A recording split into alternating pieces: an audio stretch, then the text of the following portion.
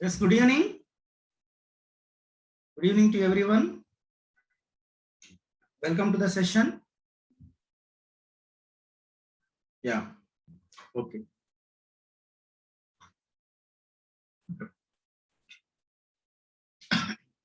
Okay. Yeah, dear students, in the last class, we have started that alternate synchronous motors, and we have seen synchronous motor is not self-starting, no? Yes. And what are the applications of synchronous motor? Advantage of synchronous motor, and why it is not self-starting. The reason is mainly why it is not self-starting means due to inertia, rotor could not able to catch up the speed of stator field. Stator poles rotate at synchronous speed, but rotor poles cannot rotate at synchronous speed at beginning because due to inertia. So there exists a relative motion. There exists a relative motion. Due to that, it is not self-starting. And we have seen the starting methods. How to start means the rotor has to be driven near to synchronous speed with some external means. You have to rotate near to synchronous speed to reduce the inertia to zero. The starting methods, what are the various starting methods that we have seen? Mainly, number one, auxiliary motor starting we are completed. Auxiliary motor means an extra motor is coupled on the same shaft and it is driven near to synchronous speed to reduce the inertia to zero. Okay? Yeah. Now, then in this class, let us see the next method, next starting method, that is induction starting. Damper winding of induction starting. Okay. Damper winding starting.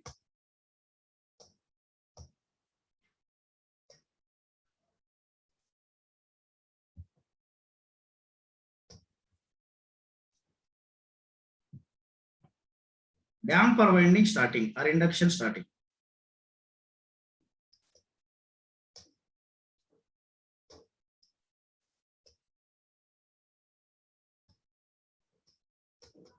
Damper winding starting or induction starting.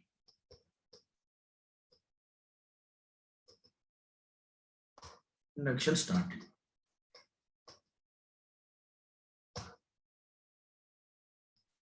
Induction starting.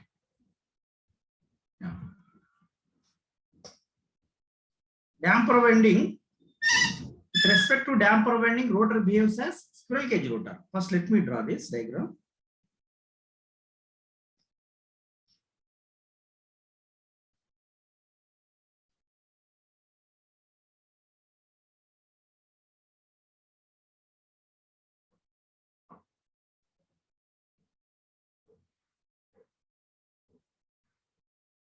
Yeah.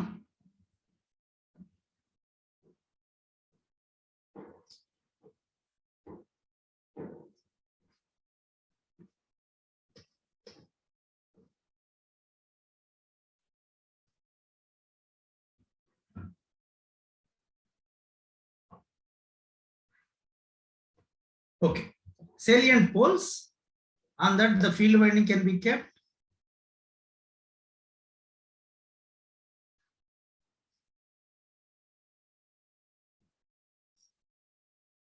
Excited with DC.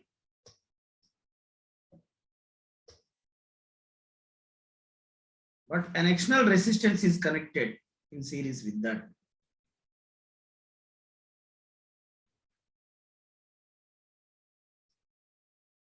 Yeah. This an external resistance is connected. And damper winding. Damper winding is kept on the rotor slots. Already we have seen at the time of construction, the isometric view we have seen how the damper windings are there. This is a damper winding. Stator winding, okay. On the stator, there will be three-phase windings. No? Yes. On the stator, there will be three-phase winding.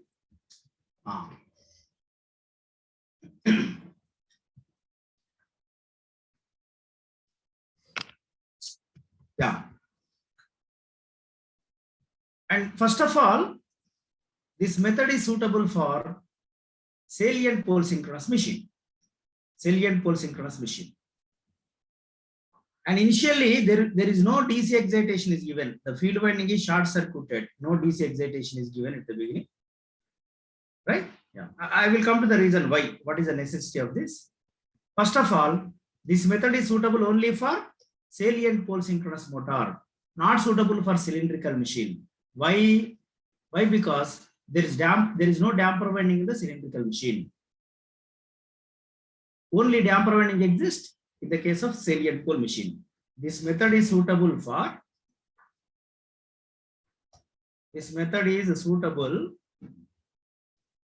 only for salient pole synchronous machines. Salient pole synchronous motor. Not cylindrical, salient pole synchronous motor. Because damper winding exists only. Damper winding exists only in salient pole synchronous machine. In salient pole motor. Correct? Yes. Cylindrical, this is not suitable. And also, with respect to damper winding, you see, with respect to damper winding, the rotor winding is totally short circuited. No? Damper bars are totally short circuited. So, with respect to damper winding, the rotor behaves as squirrel cage rotor of induction motor. The rotor behaves as squirrel cage rotor of induction motor. Stator is same as that of induction motor. Stator, there is no difference. Stator of induction motor, synchronous motor, totally same. There will be three-phase windings that will be displaced 120 degrees apart. So, when supply is connected, it will draw the current. It will draw the three-phase current. It will draw the current, and thereby armature poles will form. See, this is north pole. I have taken 4-pole machine. South pole, north pole, south pole. Stator poles, and they rotated synchronous speed. Correct? Yes, they will rotate. And its flux will be, how flux path will take place? Its flux will be north to south. The armature flux is north to south. North to south. They are taking through the stator core. And this north to south. Right? Yes, it's north to south. So therefore, armature poles, that flux produced by the armature poles, it crosses the air gap, it will take a return path like this. Okay? And these poles are rotating. Therefore, damper winding cut the flux now? Yes. With respect to damper winding, rotor behaves as a cylindrical rotor synchronous machine. The rotor is same as that of cylindrical, squirrel cage rotor. The rotor is same as that of squirrel cage rotor. Rotor is same as that of squirrel cage rotor. Stator is also same as that of induction motor. Why I am saying induction motor? Induction motor means damper winding will work on the principle of induction. So the motor will start just like an induction motor. Induction principle, it will start. You know, induction principle means the stator poles are rotating. They will cut the damper winding. Damper winding cuts by the stator winding. EMF is induced in the damper winding and thereby current. And that current interact with the armature flux. Current in the damper winding interact with armature flux will develop the required damping torque. And then the motor just start like an induction motor and reaches near to synchronous speed. By induction principle, it will reach near to synchronous speed. So for example, the armature poles rotated 1500 RPM, say 4-pole machine 1500 RPM. Now it will by induction principle starting and finally it will reach near to synchronous speed. Near to synchronous speed means, for example, some 1450 RPM. By induction principle, it is settled at 1450 RPM. Okay, but of course it never rotated synchronous speed. 1450 RPM. And then after reaching 1450 means inertia reduced to zero. Inertia reduced to zero. Now we will give the DC excitation. Earlier DC excitation was short circuited with resistance. I will come to the reason why. Why? So this DC excitation is given. The moment when DC excitation is given, then the rotor poles are formed. Then the rotor poles are south pole, north pole, south pole, rotor poles are formed and they pulled into synchronism. They pulled into synchronism with the stator poles. Synchronism is coming now. North poles are already, they are rotating at synchronous speed. Stator poles are already rotating at synchronous speed, right? They are already rotating, and rotor also settled at 1450 RPM by induction principle. Inertia reduced to 0. The moment when DC excitation is given, then the rotor poles are formed and the rotor poles are pulled into synchronism. Rotor poles are pulled into synchronism by pulling torque. And from there onwards, the rotor rotated synchronous speed due to magnetic locking. Magnetic locking between stator poles and rotor poles, the rotor will rotate at synchronous speed. Fine? Yeah. And that is a starting method. That is a starting method. And then why the field winding at the beginning, starting field winding is no DC excitation is given at the beginning. No DC excitation is given. The winding must be short circuited. The field winding must be short circuited at the beginning. Reason I will come to that. Right? First, let me write all these things, whatever I have explained. See. Yeah. So with respect, damper winding exists, salient pole machine. With respect to damper winding, the rotor behaves as, squirrel cage rotor of induction motor. Squirrel cage rotor of induction motor. Squirrel cage rotor of induction motor. And when supply is given to the stator poles are formed. I will go to the next page. Stator is same as that of induction motor. Stator is same as that of induction motor.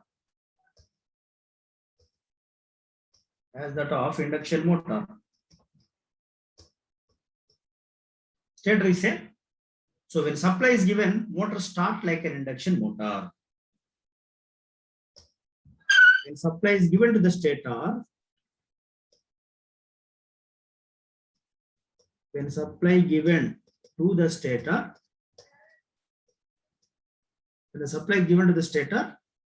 the motor starts like an induction motor. You know how the induction motor will start, no? Yes. When the supply is given to the stator poles are formed. The stator poles are formed and they rotate at synchronous speed.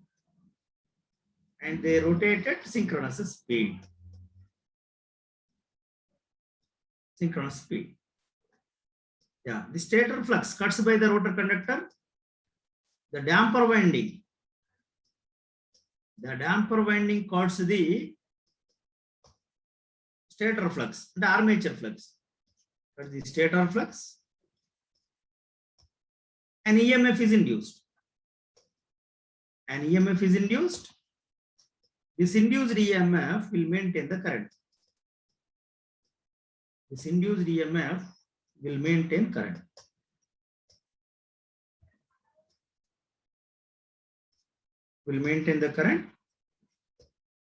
Okay, it will maintain the current. And this current interact with armature flux. Stator flux will develop the torque. This current interact with armature flux.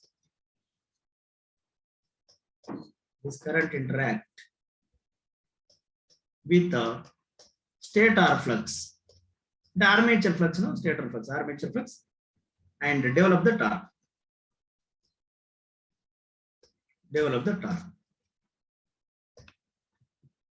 In other words, the motor starts just like an induction motor. The motor starts like an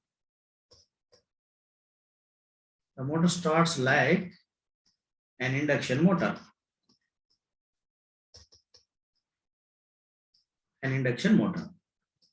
Okay. Finally reaches near to synchronous speed. It is finally reaches to near to synchronous speed. finally reaches to nearly synchronous speed. Nearly synchronous speed. Finally reaches to near to synchronous speed. So that inertia reduced to zero. Inertia reduced to zero. Okay, yes. And when excitation is given, when excitation is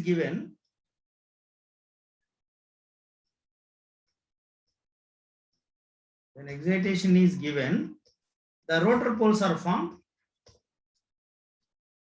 The rotor poles. Earlier, rotor poles are induced by induction principle. Now, rotor poles are separately exciting. They are separately exciting. When excitation is given, the rotor poles are formed and they pulled in synchronism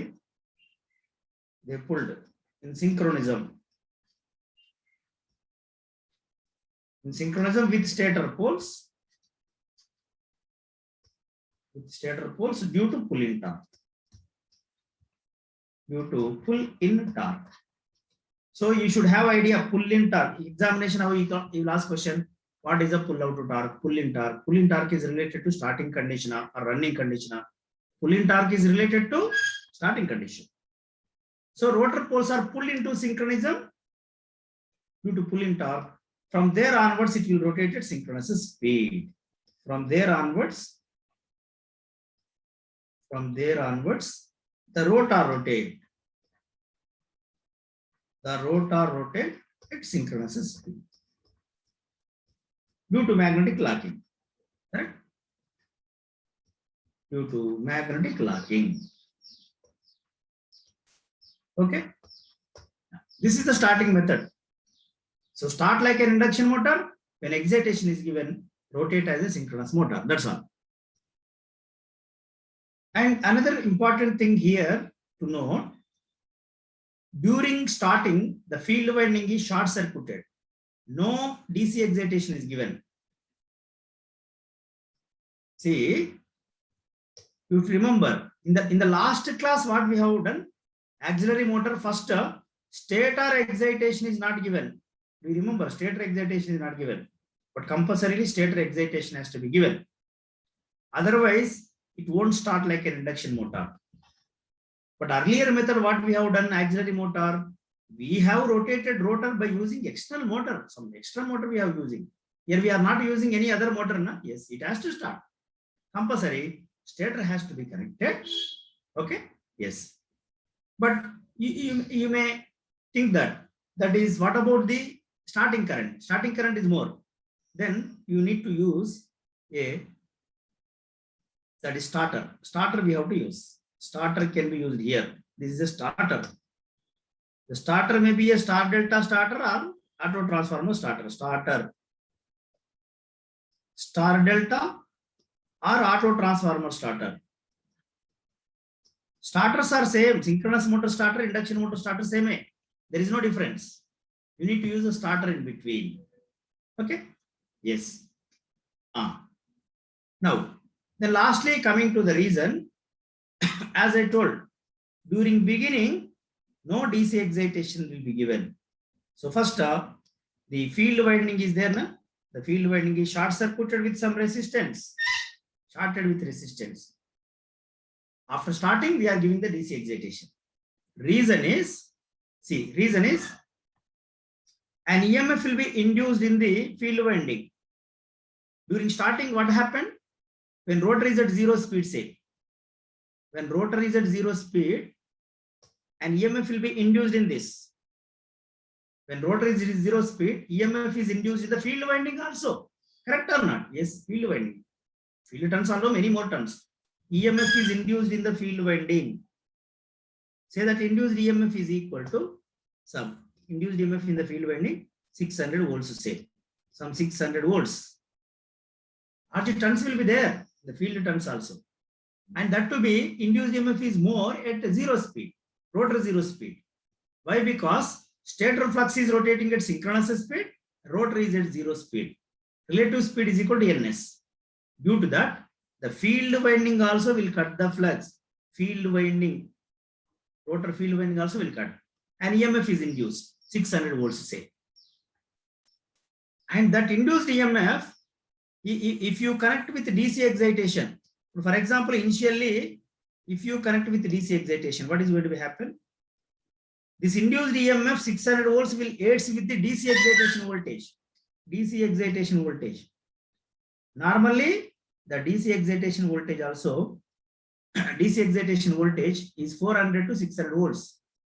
DC excitation voltage also 400 to 600 volts DC generally. Now, at the time of starting, I am talking. At the time of starting, already this induced EMF is there. At zero speed, induced EMF is large, 600 volts. That will aid with the DC excitation voltage. DC excitation voltage. During positive half cycle, both are positive. Na? Polarity of DC fixed, but AC polarities are plus minus. The induced EMF is it AC or DC? AC. Just like a damper winding EMF is there, but they are short circuited, they are driving the current. Field winding also EMF induced, that is AC. But this induced EMF AC will aid with the DC excitation voltage. During positive half cycle, both polarities are aiding, say. Now this 600 plus 600, how much? 1200 volts. 1200 volts means field insulation will damage. This field insulation will damage. Because it has designed for rated voltage, DC excitation voltage. But this is coming extra, field insulation damage. That's the reason, to avoid that, what we are doing, disconnect this. Field excitation is not connected. Okay. But field excitation is not connected. Instead of that, simply open circuit. You short circuit this with resistance. By short circuiting, what happened? The induced EMF, whatever induced EMF in the field winding, it will maintain the current, field current. It will maintain the field current. This field current also interact with the armature flux, stator flux. Extra torque is developed. An extra torque is developed so that motor start with increased torque. Motor start with increased torque. Extra torque is there, yes. Yeah, some extra torque is coming. So therefore, motor damper winding torque is main torque is damper winding torque, but this torque is extra. Field winding current also extra.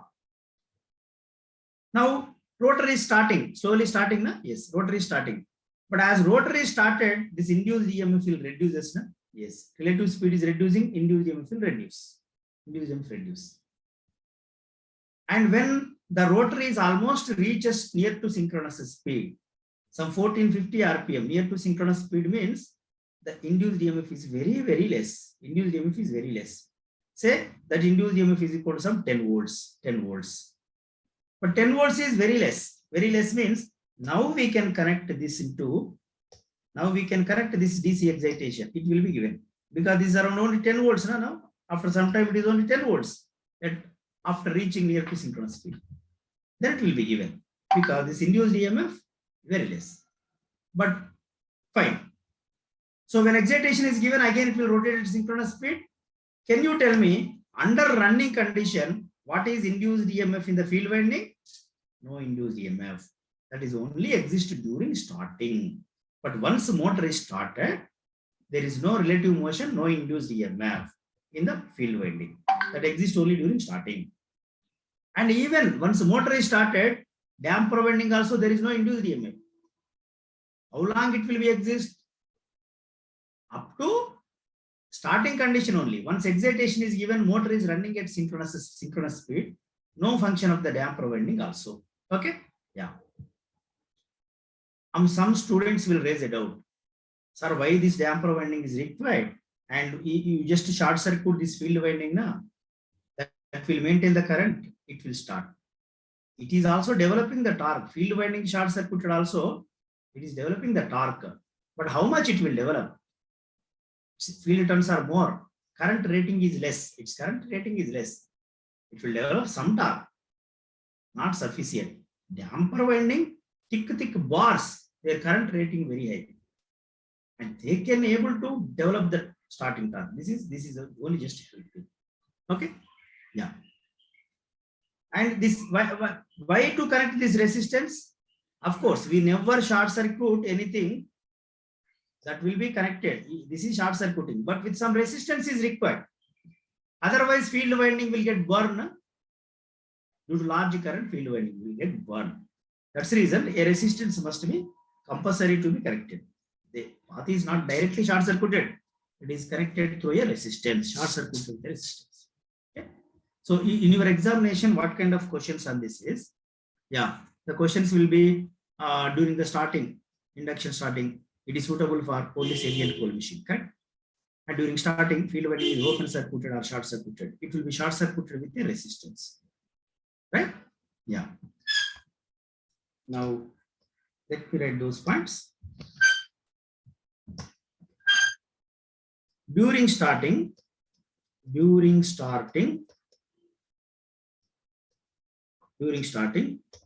field winding is short circuited with a resistance,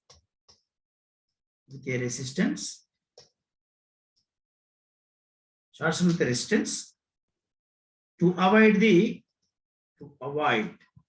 damage of field insulation. To avoid the damage of field insulation.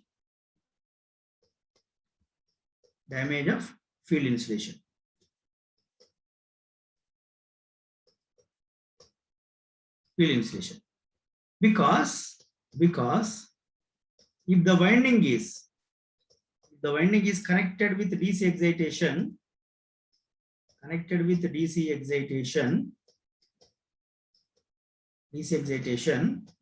the induced EMF in the field winding, will aids with the DC excitation voltage.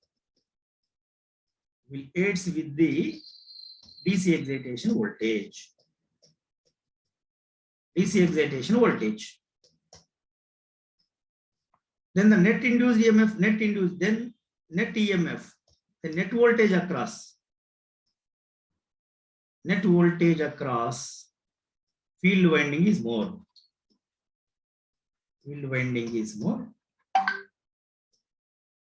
Right? Then there is a choice of field insulation. Field insulation damage. Okay, yes. That's the reason it is not connected. And also with short circuiting, the induced EMF will maintain the current. The induced EMF will maintain current.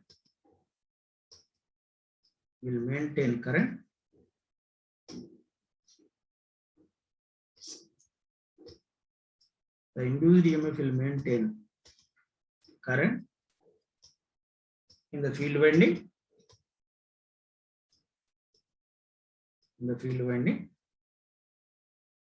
This current interact with armature flux.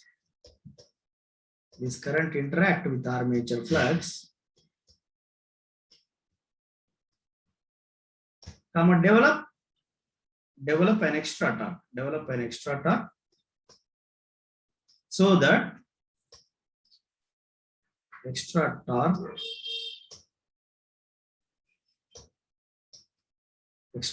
so that motor start with increased torque.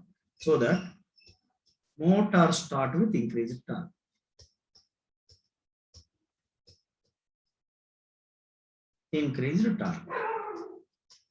Okay, this is the method. This is the starting method. Right?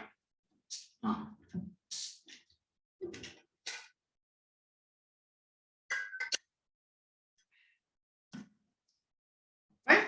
Yes. Now, the last method is a synchronous induction motor starting. Synchronous induction motor starting, nothing is there extra to discuss. In the next method, synchronous induction motor, last starting method, synchronous induction motor starting. Synchronous induction motor starting.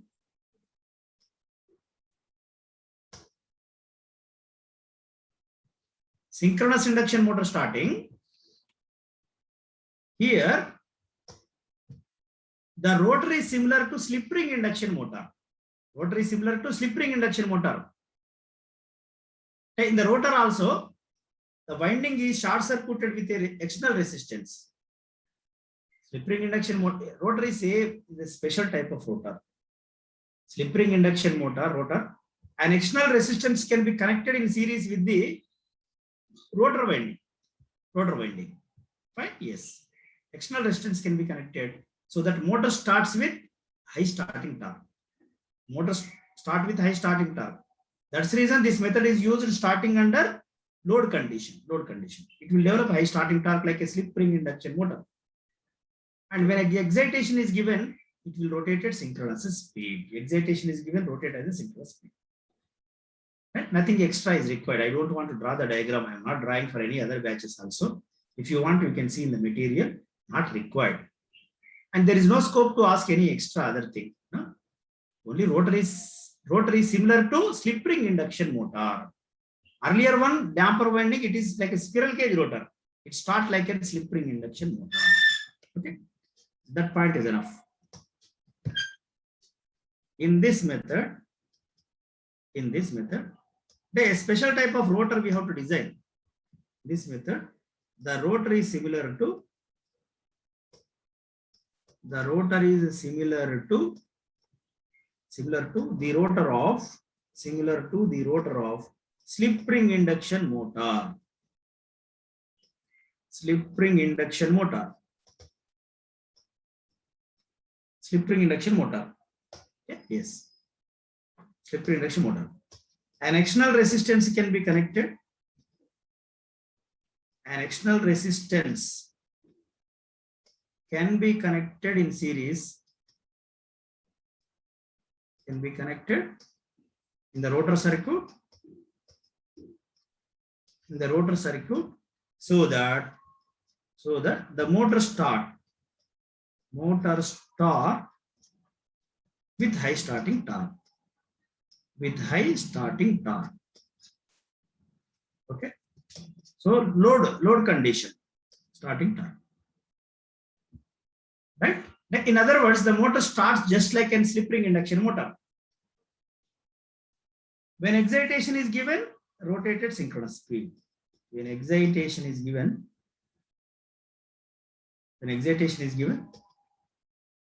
it will rotate at synchronous speed.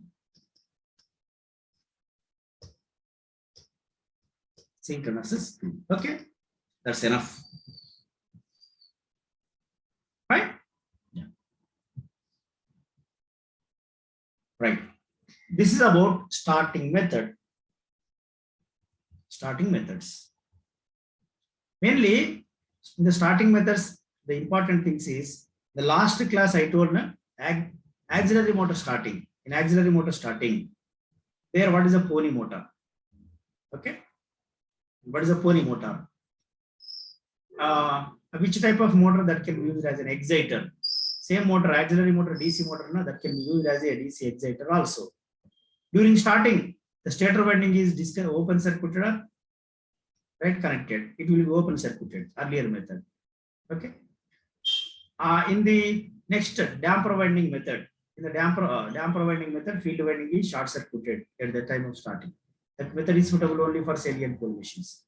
Fine. These are the main key points you have to remember. And can you tell me which method is more famous? Can you tell me which method is more famous among all these? Damper winding starting is best. Damper winding starting, no extra motor is required. No? Yes. Inherently, it will develop the torque. By damper winding, it will do dual functions. What is that?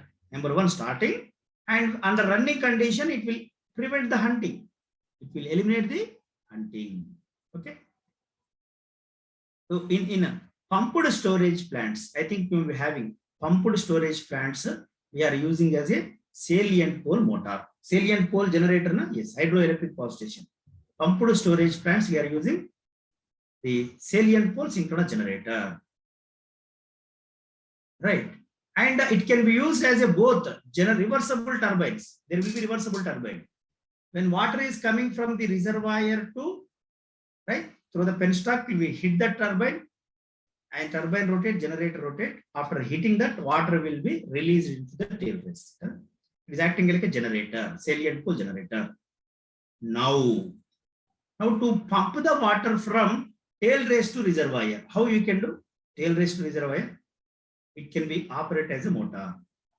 What they will do, just reverse the phase sequence. Just to reverse the phase sequence, then what will happen? Motor rotation, reverse. Motor will rotate reverse. And then pump will act as a, prime mover will act as a pump now. Now it acts as a pump.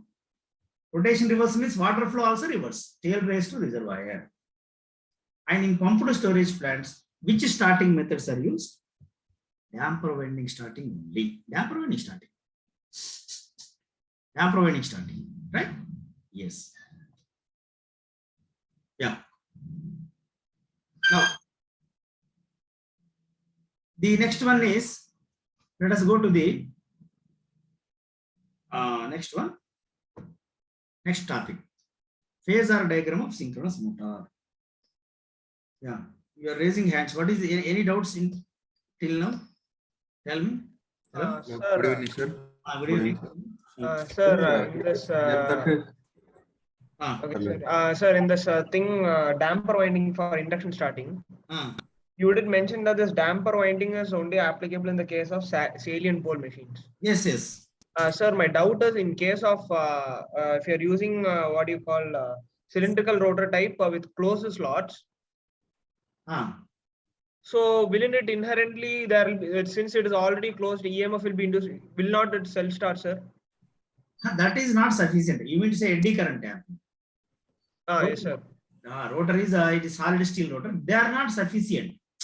That is not sufficient. Why? Because that only will develop some extra torque. But the damper winding, you just imagine damper winding, they are short circuited with the damper bars, right? So they will provide, they are short circuited path. Its current is more. All right. Cylindrical machine, it will develop the torque.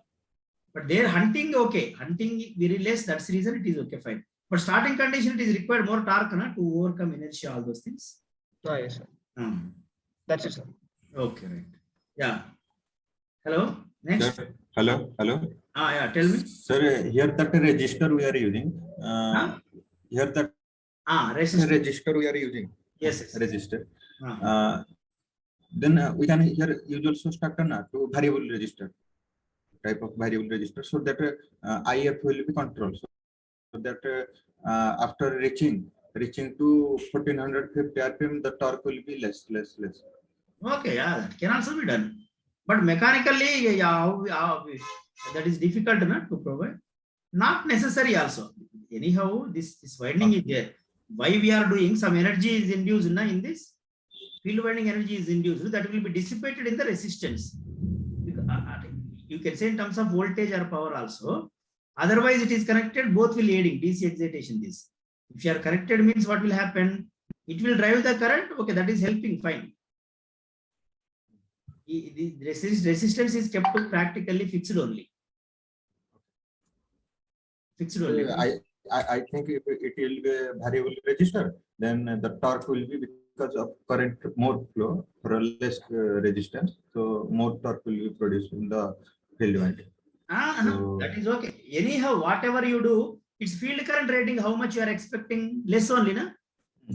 Whatever the current that is flowing in the damper winding, comparatively, damper winding thickness is very high. Firstly, we are designing the damper winding.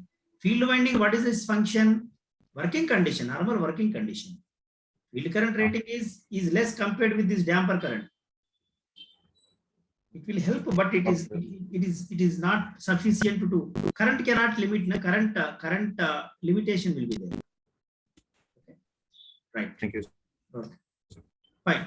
Now let us go to the next topic. That is phasor diagram of synchronous motor. Phasor diagram.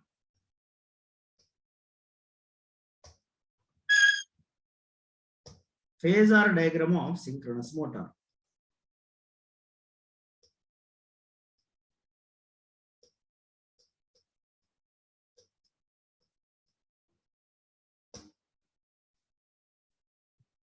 Phasor diagram of synchronous motor.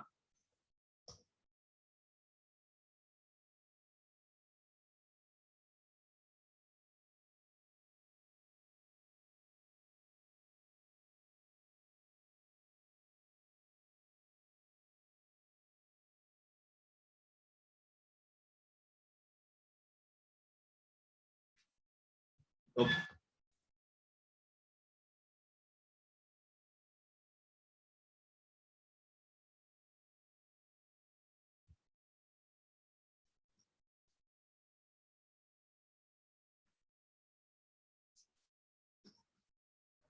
Yeah.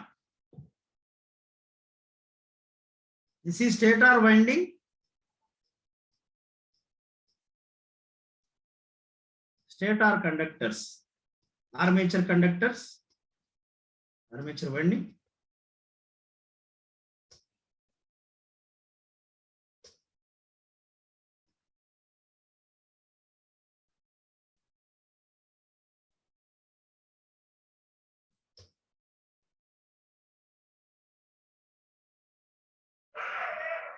Just a minute. Is armature winding. Like a total, of course, total entire periphery will be armature winding we are providing. This is north pole and south pole. See, this is a north pole and this is south pole. South pole. They will produce the flux, na? Yes, they will produce the flux, and that flux will circulate. That flux is circulate. It will take return path through the stator core. Return path through the stator core.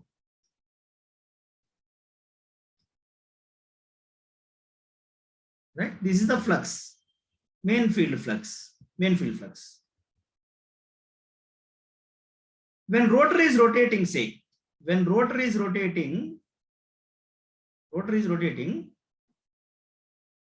this is supply voltage V. When rotor is rotating, the relative speed between the damper winding, rotor winding and armature flux, armature conductor. Stator conductors are stationary. Where are you? Listen. Stator armature conductors are stationary, but rotor is rotating. Under running condition, I am discussing. When rotor is rotating, it will cut the armature winding. Na? Yes, rotor flux cuts the armature winding, and EMF is induced in the stator winding. EMF is induced in the stator winding. That induced EMF is called back EMF. Okay? That EMF equation also same. Are you getting my point? Every motor back EMF is induced, na? Yes. The back EMF is also same as generator EMF. In generator, we are rotating with the prime mover. Then we will cut the flux. Then the rotor flux cuts by the stator conductor, EMF is induced. In generator, we will rotate rotor with prime mover. But here, by motor action, it will rotate. By motor action, it is rotating. When supply is given, motor is started already, say. Motor is already started. Under running condition, I am discussing. When it is rotating, rotor flux cuts by the stator conductors and EMF is induced in this. The dynamical EMF is induced in this armature winding. Because relative speed between armature winding and rotor flux is equal to NS. So due to that, rotor flux cutting and EMF is induced in this winding. And EMF is induced in the armature winding. That induced EMF is called back EMF EB. And that EB is equal to also same equation 4.44 kpkd phi ft. That is, let me call it as E.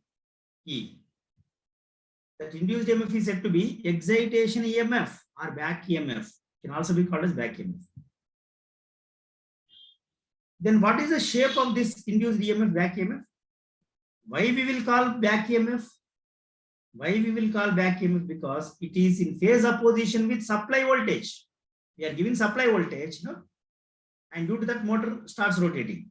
When rotating, cut the flux, EMF is induced, and that induced EMF in the armature winding, it opposes the supply voltage. That's the reason current is equal to V minus E by ZS. In phase opposition, it is opposes. Right? Yeah. And this induced EMF, is it AC or DC? Induced EMF is AC only. It is same as generated EMF. Induced EMF is AC. What is the frequency of induced EMF? This back EMF frequency.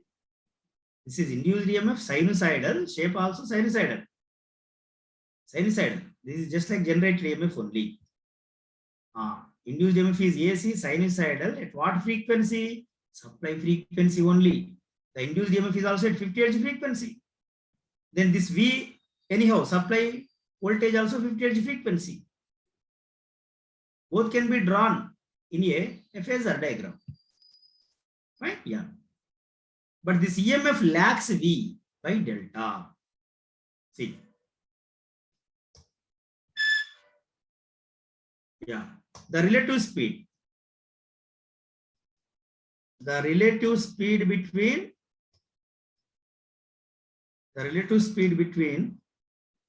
rotor flux and armature conductors. Rotor flux and armature winding. Armature winding is NS. Due to this relative motion, the armature winding cuts the rotor flux, and EMF is induced. An EMF induced called back EMF. This induced EMF called back EMF. Okay, yes, back EMF. This induced EMF is AC, back EMF. Why it is back EMF? Because it opposes the supply voltage. It opposes the V supply voltage.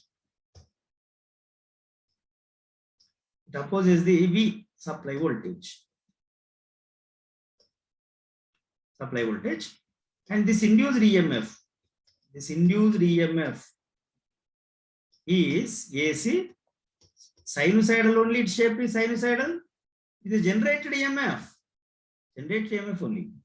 This induced EMF is AC, sinusoidal at a supply frequency. Supply frequency 50 Hz. This induced EMF also 50 Hz.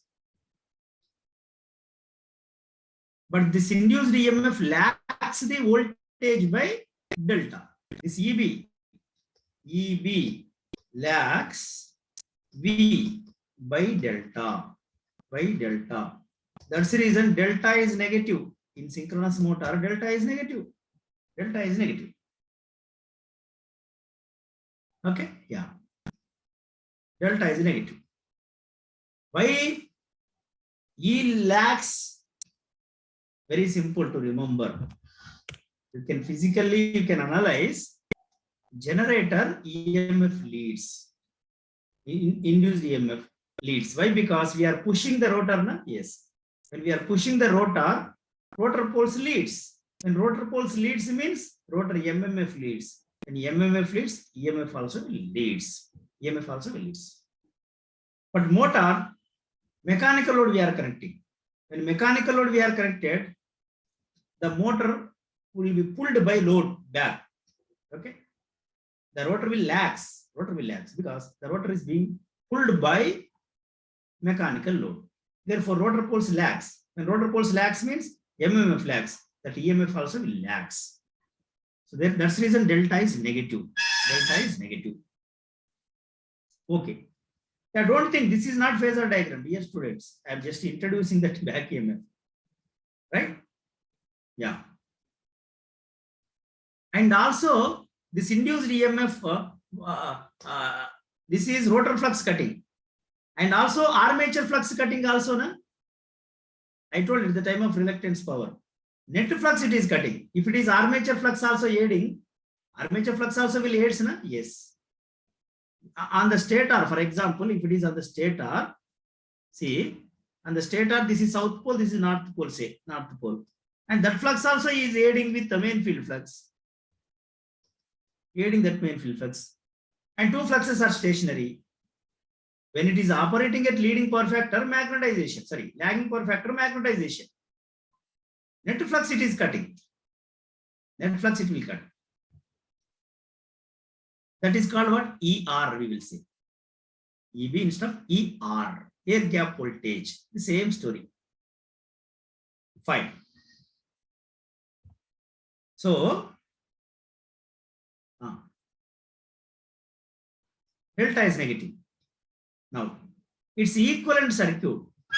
Equivalent circuit of a synchronous motor is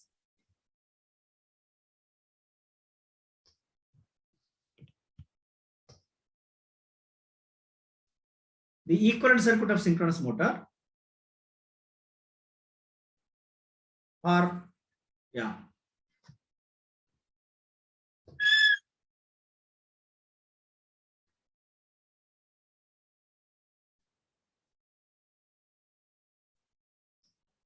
this is equivalent circuit of synchronous motor. This is V at an angle 0. This is E at an angle minus delta. Okay. RA plus JXS. So this is nothing but ZS. ZS at an angle theta. The equivalent circuit of synchronous motor. Equivalent circuit of synchronous motor. Okay. Now in this, V is equal to, I can say V is equal to E plus IARA plus J into IAXS. Correct? V is equal to E plus drop. V is equal to E plus IARA plus J into IAXA. V, E plus.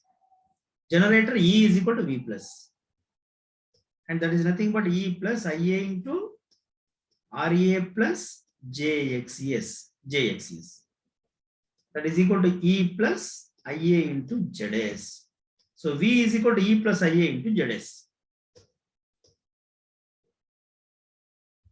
V is equal to E plus IA into ZS.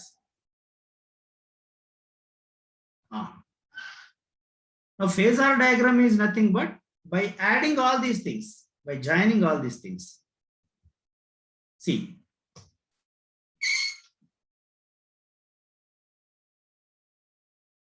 This is V. This is V. Supply voltage. Now how back EMF? Back EMF will be in phase opposition. Back EMF will be in phase opposition. E will be here. This is E. E phasor. Phase opposition. No load condition. This is exactly in phase opposition under no load condition. See, no load condition. This is under no load condition. Delta is equal to 0. E. Delta 0, no load condition. No load condition. But when load is connected, rotor poles lags. From this position, the rotor will come to the E. This will be the E. This is E under loaded condition. Under load condition. This is under load condition. This is no load condition, but this is load condition. This is the delta. It lags. When compared with earlier instant, it is lagging. Earlier it was like this, na? Yes. Now it is lagging. Okay. E. And instead of taking E this side, we will take E will be on this side. E will be taken on this side. A conventional phasor diagram, E will be taken, that is minus E, with minus E. Minus E. Okay.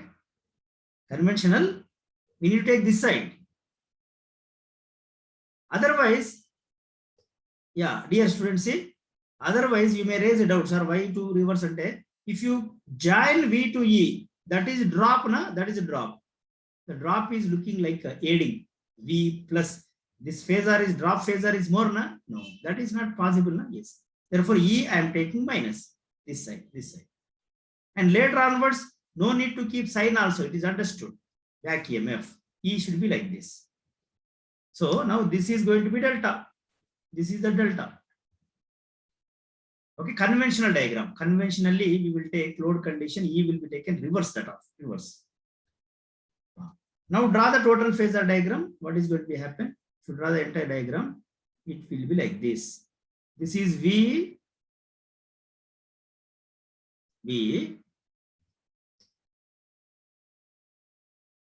and E. This is E, say E,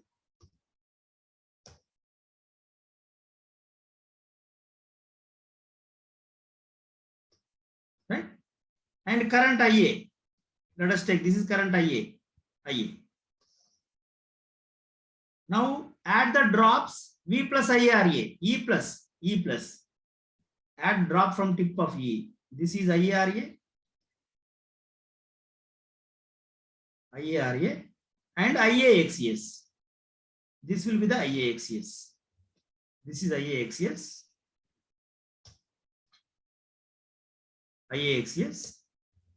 This is V. So this is a phasor diagram. This is IA into XS, JIAXS. This is IAZS. This is a phasor diagram.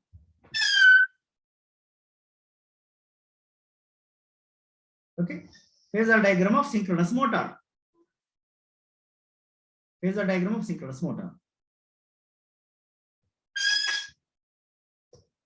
Here the angle between, I hope this is clear now. Yes, E. This is IA, lagging power factor. IARA, this is IARA, IAXS.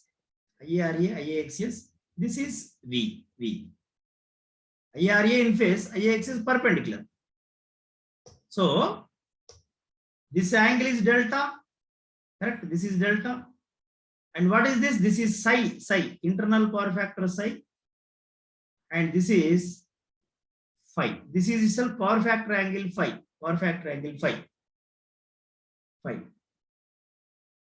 Okay. Now what is psi you are feeling here? Psi is equal to phi minus delta. Okay. This is a phasor diagram for lagging power factor. Phasor diagram for lagging power factor.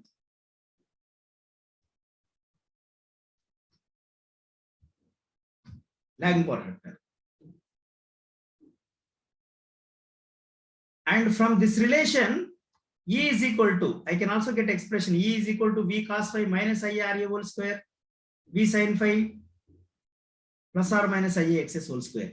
Let us get the expression for E, just like we have derived in equation in the case of generator. No? Here also you can get E, induced EMF E. And that induced EMF is called back EMF, excitation EMF also, because it is proportional to excitation. Yeah, see, next page I am going to draw phasor diagram once again, and with that we are going to get the expression for E.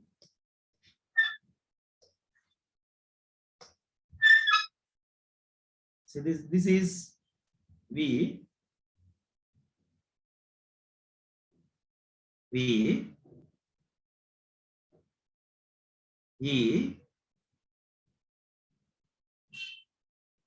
IA, is IARA,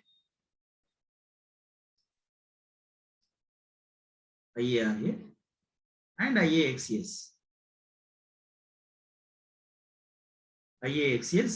This is V.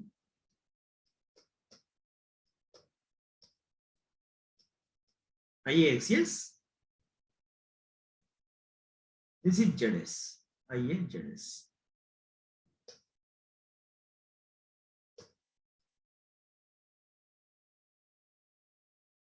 IAZS. Okay. Now I want to get an expression for E. Yes, see here, this is the delta, this is delta, this is phi. So this total is what? Psi. psi. Not psi, sorry. Oh, just a minute. See, it is a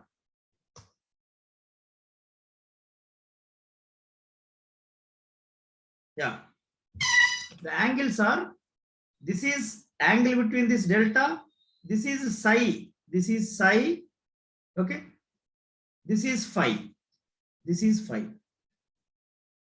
phi. Now I can divide that into two components.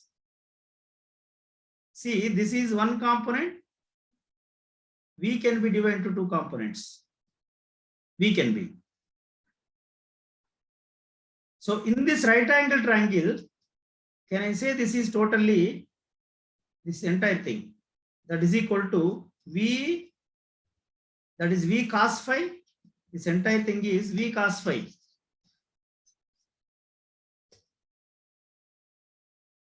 V cos phi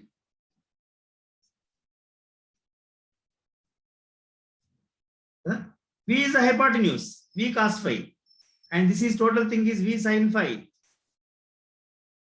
V sin phi. V is the hypotenuse here. V sin phi. Entire thing is V sin phi. This is IARA, na? Yes. This is IARA. IARA. Now can I say this magnitude is equal to V cos phi minus IARA minus IARA, correct? V minus IARA, V minus IARA. Of course, this is IA current, IA. This part is V minus IARA. And this is IAXS means what is this component? This will be, can I write this is equal to V cos phi minus, what is this part? This part, I want this part. This part is equal to V sin phi minus IAXS. Correct? Yes. This part is equal to V sin phi minus IAXS. Because this is entire thing is IAXS. This is IAXS means what is this part? V minus IAXS. V cos sin phi minus IAXS. Okay, this part is. Now finally, this right angle triangle, dear students, what I am trying to do is E can be made as hypotenuse. I am finding what is this point and this one, this and this. So what is this side for E? V cos phi minus IARA whole square. This square means this is nothing but V sin phi minus IAXS whole square. This is. So E is equal to, from this right angle triangle, E is equal to what? Square root of V cos phi minus IARA whole square. V cos phi minus, very important relations these are. V minus IARA whole square plus V sin phi minus IAXS whole square. E is equal to induced EMF. V cos phi minus IARA whole square. V sin phi minus or plus. Minus I have drawn for lagging. It will be plus. Minus is for lagging power factor. Plus is for leading power factor. Okay. Yes.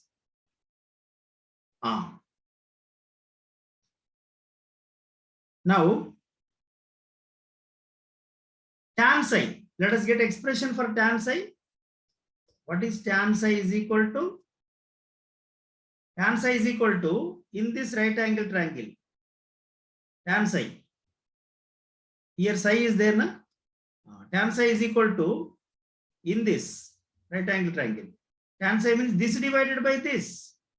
This divided by this. This is equal to what? V sin phi minus IAXS divided by V cos phi minus IARA. This is psi. This divided by this. So tan psi is equal to opposite side, V sin phi minus IAXS divided by V cos phi minus IARA. So first I am drawing for lagging power factor. Let me keep as it is for lagging power factor. Here also let me keep here minus only, minus lagging power factor. These are for lagging power factor, okay. Lagging power factor. Right? Psi is equal to, what is psi? Psi is equal to phi minus delta. Phi minus delta. All these are for lagging power factor. Whatever we have drawn for lagging power factors. But for leading power factor, what is going to happen? Where plus is there, you write minus. Where plus is there, you write minus. Minus is there, plus. Okay? Here it is V cos phi minus IRA, V sin phi plus or minus IAXS whole square. Minus or plus. Minus is there, minus or plus. And V sin phi plus or minus IAXS divided by V cos phi minus IR. RA term plus is there, plus minus. Minus will be. This first term is V cos phi minus IR. Of course, from this diagram I am drawing here, you please observe, and I am going to compare with generator also. Very popular equations, very important equation. Because in the gate examination, having equation with magnitude, that is better. Otherwise, you have to operate this phasor sum. Calculator of J components you have to add. Magnitude is there, it is easy. Wherever choices are there, I am keeping. So, yeah. E lags, E lags. Vectors are rotating in counterclockwise direction, whatever I have taken. Okay. Now let me compare the same kind of equation we have seen for in the case of synchronous generator. Let me compare both. And for easy to understand, get a reference. See. For synchronous motor and synchronous generator. This is for generator. For alternator. And for synchronous motor.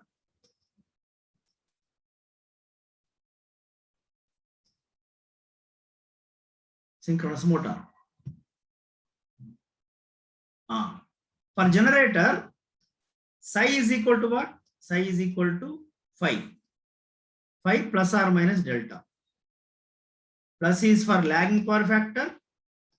Minus is for leading power factor. Okay.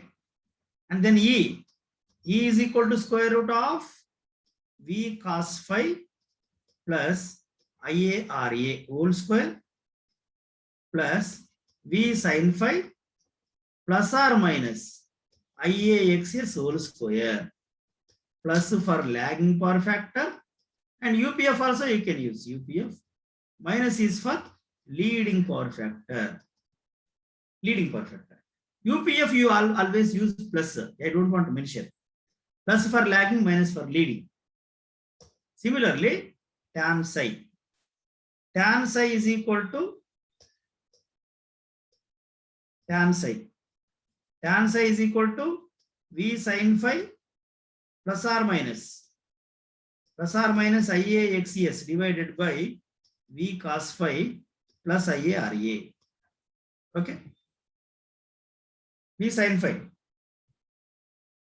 IARA. Plus is for lagging power factor, minus is for leading power factor. This is for what? Generator. Whatever we have seen, generator. Now for motor, same equation say, where plus is there, you write minus, that's all. Where plus is there, minus. See, psi is equal to phi minus or plus delta. Minus is for lagging power factor.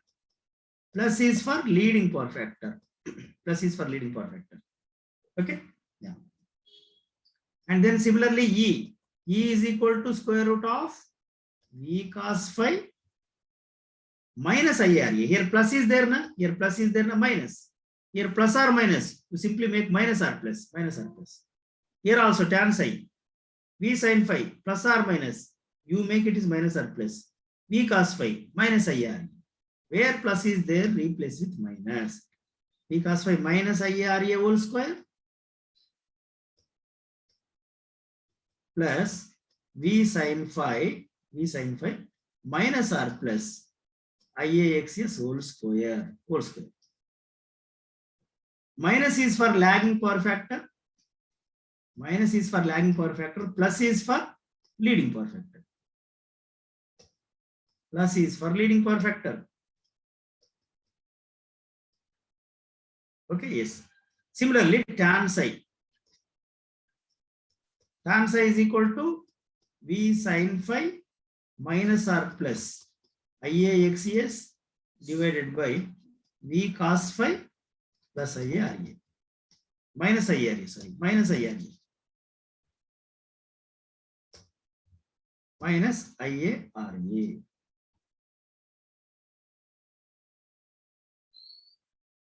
Minus is for lagging power factor. Plus is for leading power factor. Plus is for leading power factor. This is for cylindrical machine. Of course, you might have seen in salient pole machine also, tan psi is equal to what? V sin phi plus or minus IAXQ I have used there. Plus or minus IAXQ divided by V cos phi plus IR. But in cylindrical machine, XD is equal to XCQ is equal to XCS. Right? Have idea about all these equations.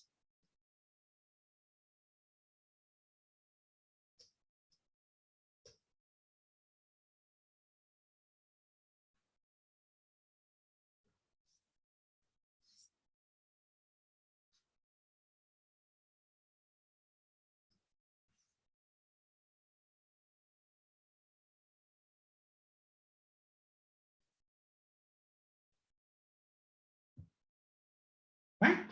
Yes. Okay.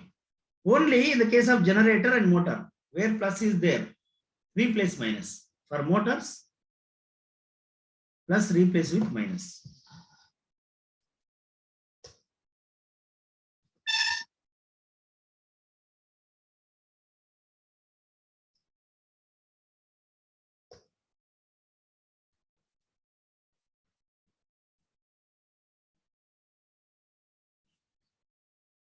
Interchange the signs.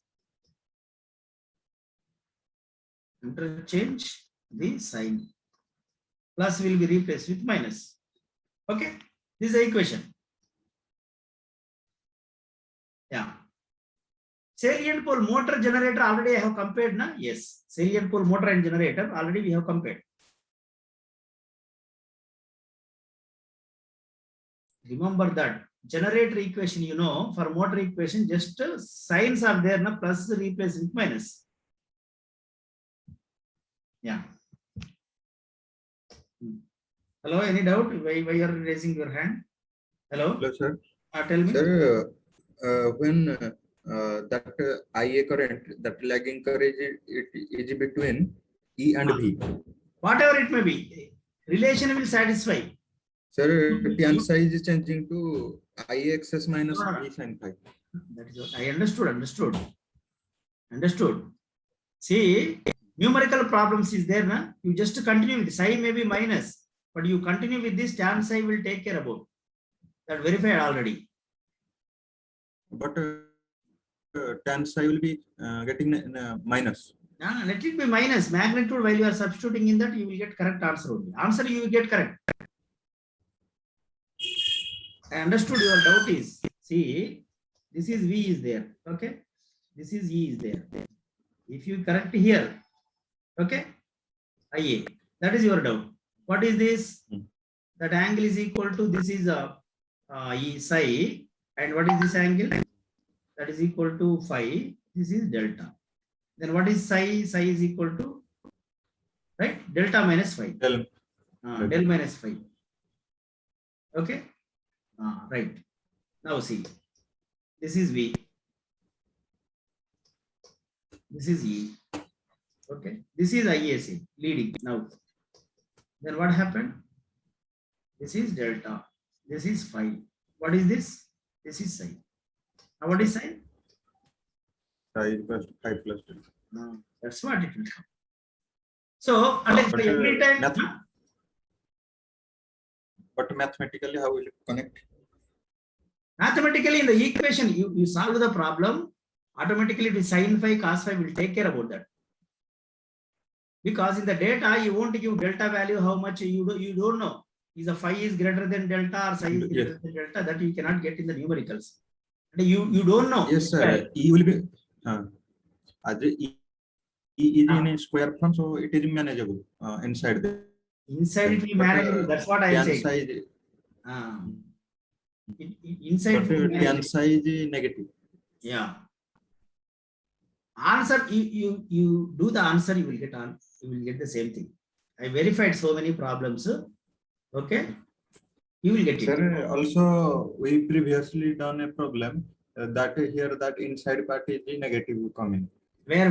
That previously in the note itself we are that IA access is sometimes leading perfect. IA Access in a alternator we have done that problem when we are calculating that the inside part is getting negative. Have you got answer or not? Answer correct. Okay, that's what you want. Why again, Mali? In this numerical problems, how do you know it is every time? Can you verify that phi greater than delta or less than delta? Is it in that? Yeah, that is simply we are avoiding. That's what I am making generalization. Okay. Answer you will get same. And something we have to remember directly. Again, unnecessarily keeping the confusion.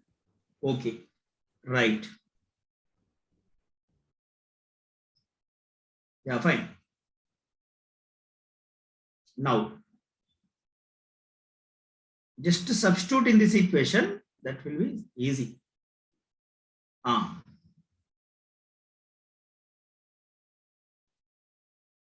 Okay.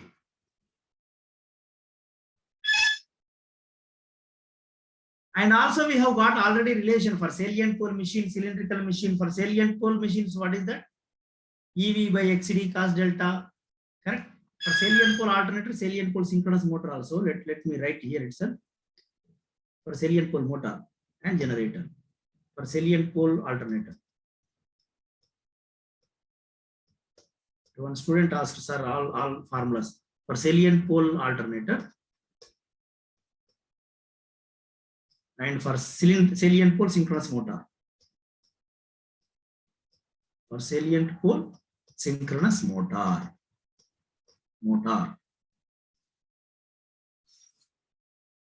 Psi is equal to phi plus or minus delta, plus for lagging power factor minus for leading power factor. Okay. Tan psi is equal to V sin phi plus or minus IAX cube divided by V cos phi plus IA RA. Plus is for lagging power factor, minus is for leading power factor. UPF you can use anyhow. UPF always plus. And similarly, okay, E is equal to what? V cos delta plus IQRA plus or minus IDXD. Fine. Plus for lagging power factor, minus is for leading power factor. And similarly, power equation. Power is equal to EV by XD sin delta plus V square by 2 1 by XQ minus 1 by XD sin 2 delta. This is a power equation. Similarly, this side.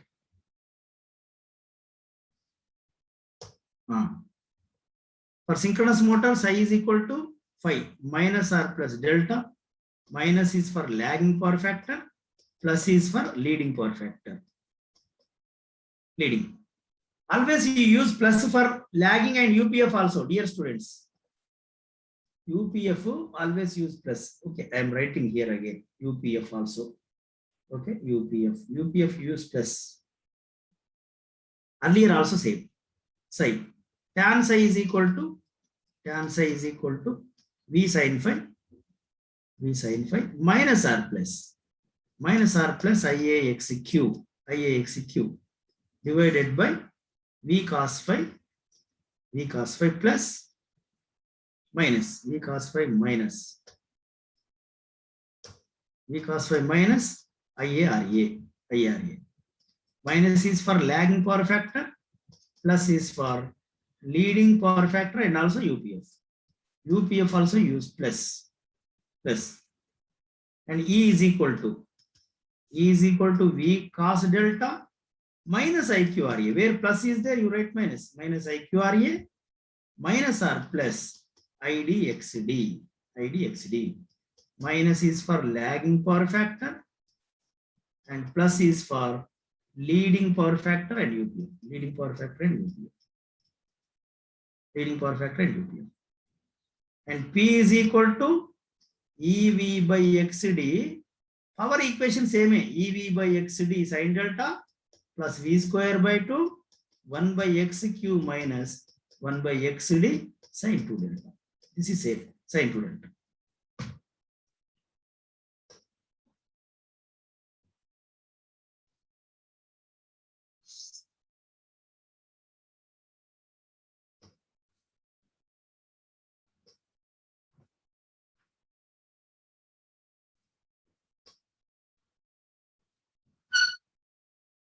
Okay, yes. So alternator, you remember, motor it is just plus is replaced with minus.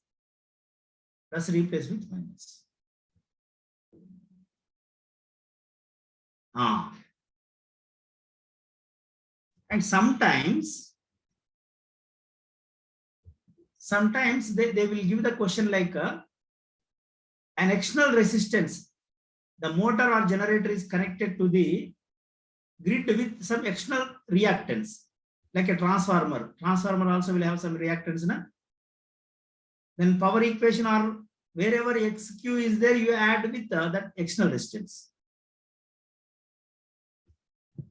This is taken? Yes. See, what I mean to say is just make a note of that point.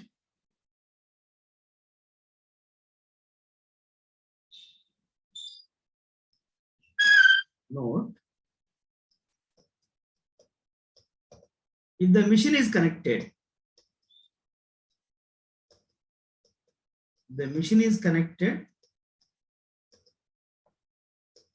to the bus bar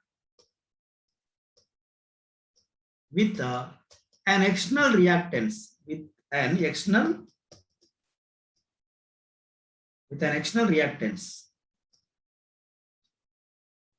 it may be transformer reactance.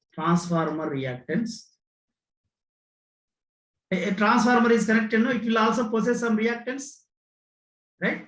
External reactance, XT, say, XT. For example, this is a motor. Okay. Our synchronous generator or motor, let it be whatever it may be. It may be generator or motor. Single line diagram I am drawing.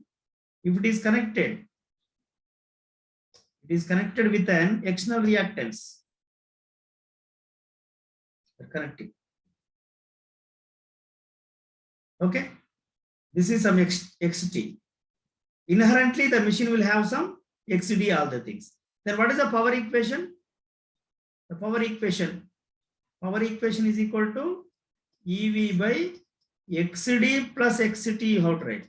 XD plus XT sin delta plus V square by 2 1 by XQ plus XT minus 1 by XD plus XT into sin 2 delta. Like this you have to write.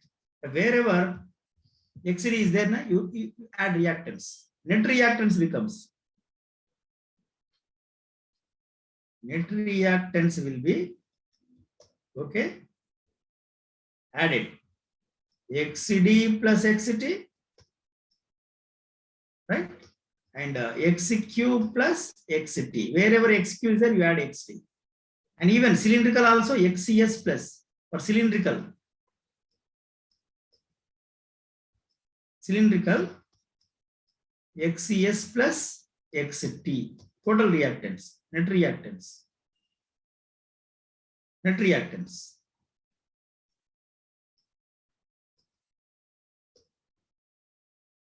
Okay. Net reactants. Sometimes he will give alternator connected to the bus bar through a transformer with reactance of xt, external reactance A. So that reactance becomes in series with the winding. No? It becomes in series with the winding. Of course, three-phase machine, 3 reactances will be there. Per phase we are taking. Fine.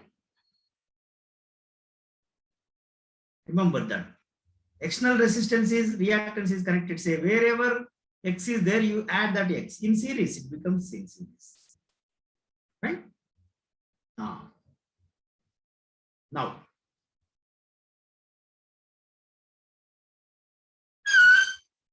The next one is power flow equations. Power equations of cylindrical machine. Salient pole machine, cylindrical mode. Taken? Yes. Let us get the equation for power flow equations.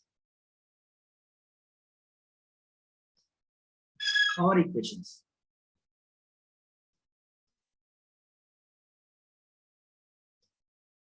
Power flow equations of synchronous motor.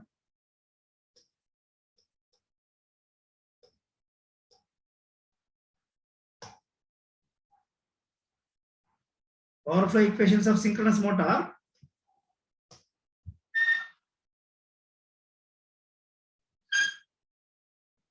Very basic equation.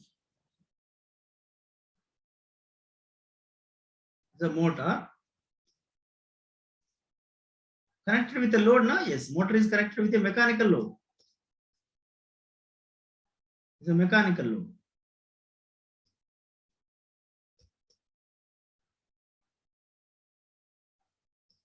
V at an angle 0. This is RA plus JXES. This is ZS at an angle theta. This is E at an angle minus delta. Induced EMF E at an angle minus delta. So from this,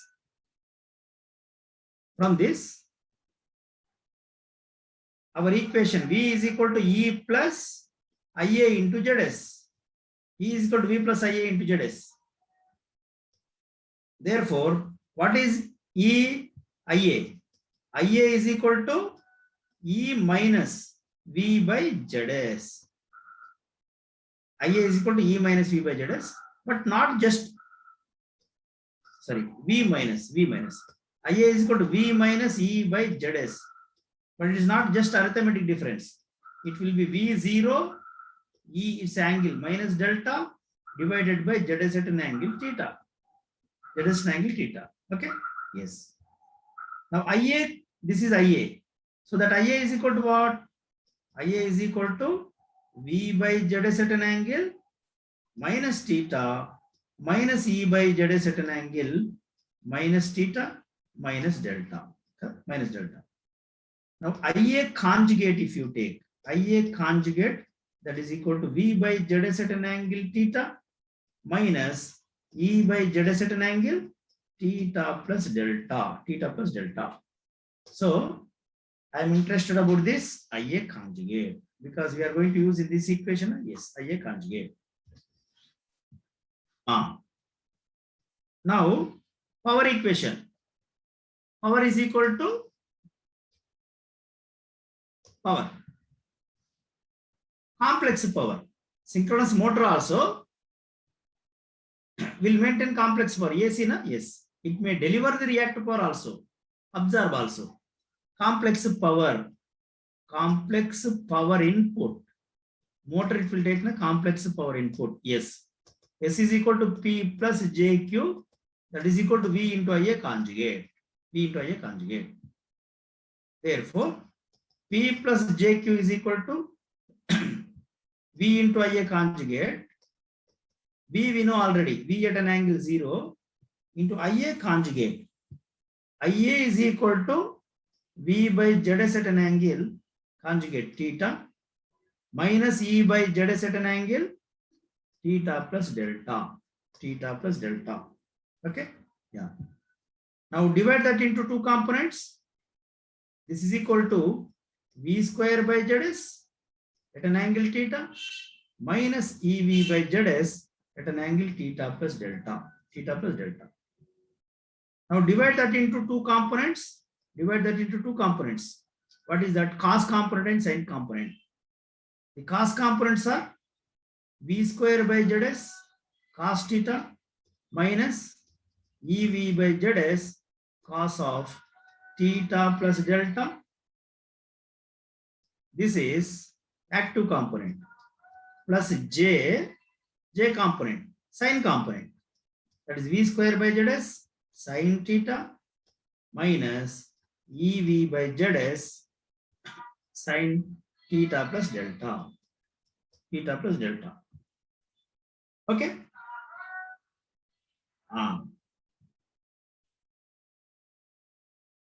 Therefore, you compare both active plus reactive component. The first term is P, second term is Q. So P is equal to V square by Zs cos theta minus EV by Zs. I will write in the next equation. This term is P. This term is P. This first term is P. This term is Q. So P is equal to V square by Zs cos theta minus EV by Zs cos of theta plus delta. So by comparing that, the first term is P, next term is Q. Okay. This entire thing is P. This is P. Now this is Q. So P is equal to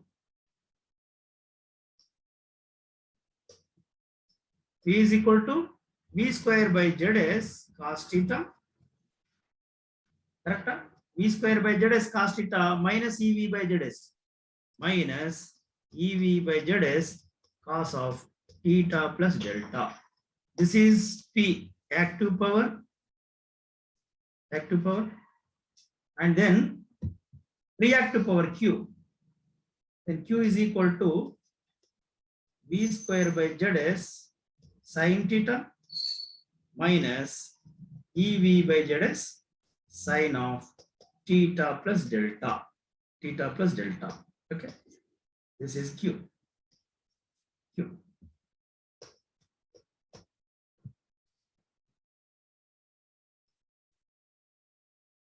Fine? Yeah. And if RA neglected, what is going to be happen? If RA is equal to 0, say. If RA is equal to 0, then Zs is equal to XCS. Zs is equal to XCS and theta is equal to 90 degrees. Theta 90. Then what is P? P is equal to EV by XCS sin delta. We get EV by XCS sin delta P. And Q is equal to V by XCS V minus E cos delta. V minus E cos delta. That is a Q.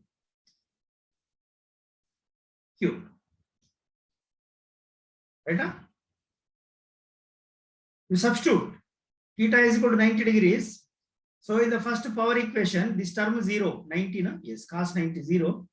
This term only exists. EV by Zs, EV by XS cos 90 minus delta. EV by XS cos 90 plus delta is equal to sin delta, no? Yes, minus sin delta, minus becomes plus sin delta. And here also, V square by Zs, you substitute here in this equation, you will get it.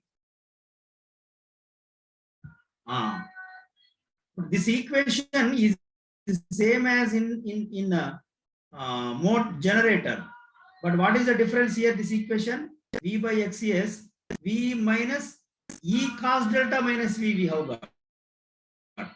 in motor, what is the, in generator, what is the equation we have got? In generator, okay, generator, Q is equal to V by XCS, E cos delta minus V. Do you remember? This is the case of generator. Generator is like this. But in motor, V by XCS, V minus E cos delta. That the two terms have been interchanged compared with the generator and motor. Okay. Now, let us get the expression for condition for maximum power input. Condition for maximum power input.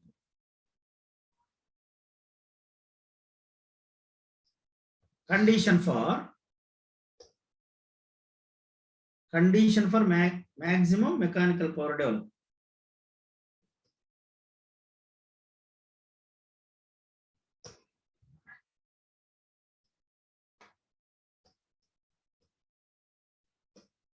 Condition for maximum mechanical power development, not mechanical, condition for maximum power input.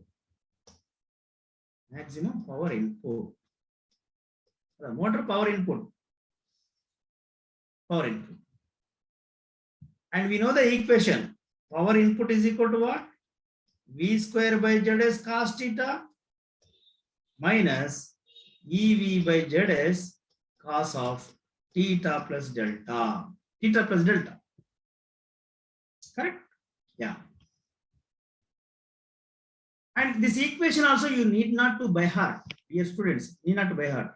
See, I will write right side within 3 steps. 3 steps. How to remember this equation? IA conjugate, P and Q. So, IA is equal to what? V0 minus E minus delta by Zs. First step. Now, what is IA conjugate? This is IA. V0 minus E minus delta. IA conjugate is equal to directly V by Zs plus theta, because Zs minus theta becomes plus theta, minus E by Zs at an angle, theta plus delta. No? Yes, minus theta minus delta. This is IA conjugate. Then P I can write, multiply V on both sides. V square by Zs cos theta minus EV by Zs cos of theta plus theta over. Na? Yes. IA conjugate P. If you want Q means V square by Zs sin theta minus EV by Zs sin of theta plus delta. It comes by practice. There is synchronous machinery. Only few things you have to by heart. Okay. These kind of things you can remember. You can remember. Even in the examination, if you remember, fine. Otherwise, also you can get cross verify. It's simple relation. Okay. Yeah. Coming to condition for maximum power input, let us see. Condition for maximum power input.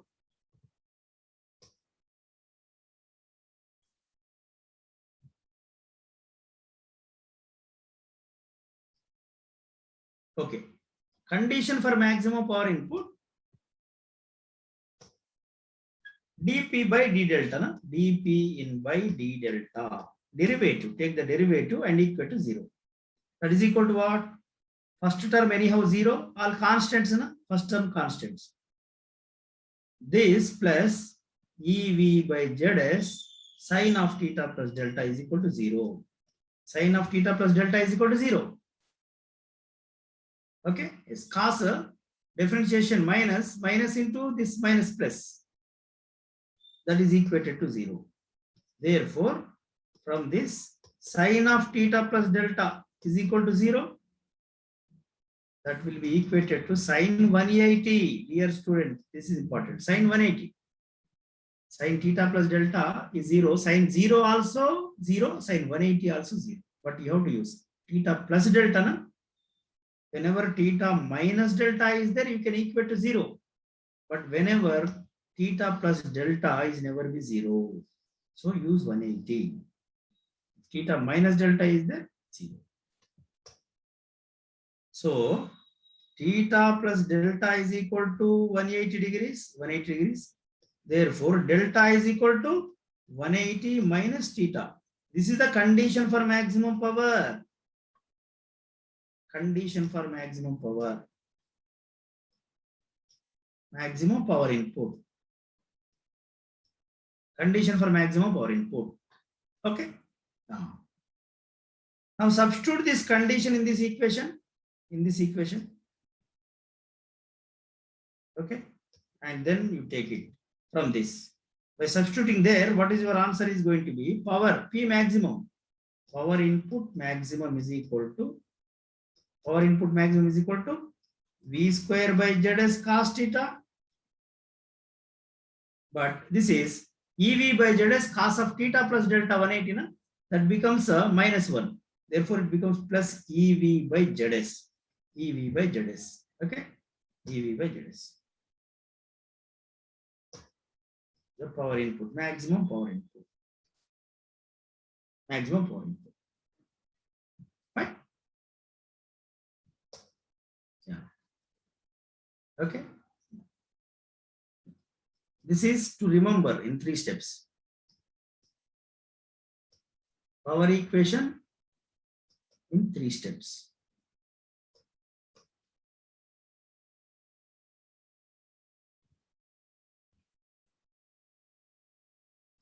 Okay.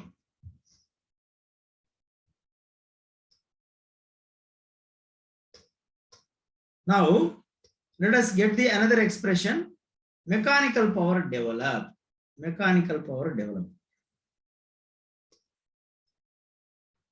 Okay, I'm going to the next page.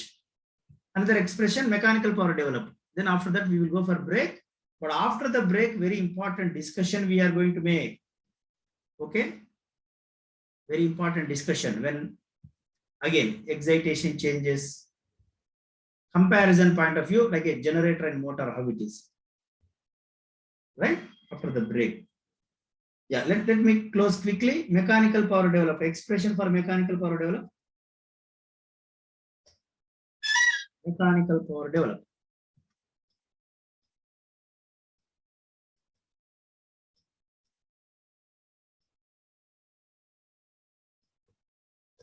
P mechanical. Mechanical power developed.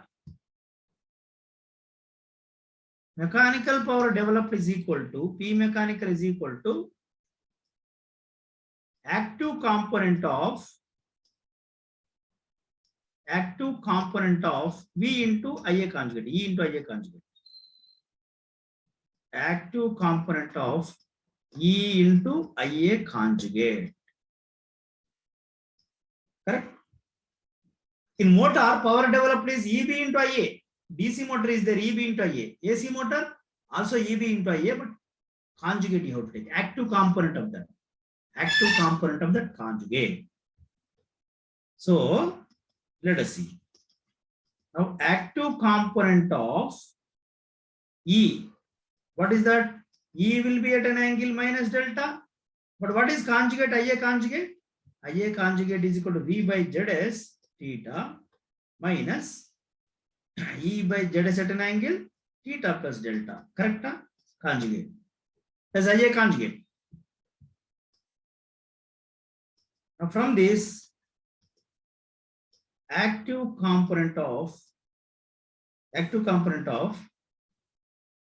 EV by ZS at an angle theta minus delta minus E square by ZS at an angle theta. Correct? Yes, I am multiplying EV, angles are theta minus delta, theta plus delta. So that now what is active component? Active component means cos components. EV by ZS, cos of theta minus delta minus E square by ZS, cos theta. So this is the mechanical power developed. It's a mechanical power developed. Mechanical, P mechanical.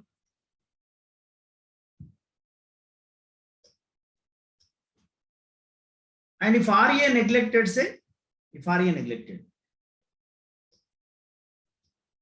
if RA is equal to 0, then ZS is equal to XCS. What is theta? Theta 90 degrees. Theta 90 degrees. Then what is P mechanical? P mechanical is equal to, we will get EV by XS sin delta. Sin delta. Okay. This equation is same for every generator, motor, mechanical power developed, power input, all these things are same, na? Yes. The examination mostly you will not give resistance. Resistance will be negligible. Then power equations are same. For worst case, if it is he is giving RA means this equation. Otherwise, power equation is EV by XS sin delta. Okay? Yeah. Now, also condition for maximum mechanical power developed. Let us get condition for maximum mechanical power developed.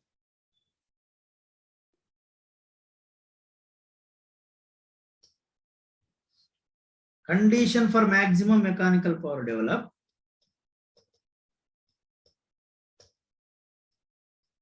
Maximum mechanical power developed.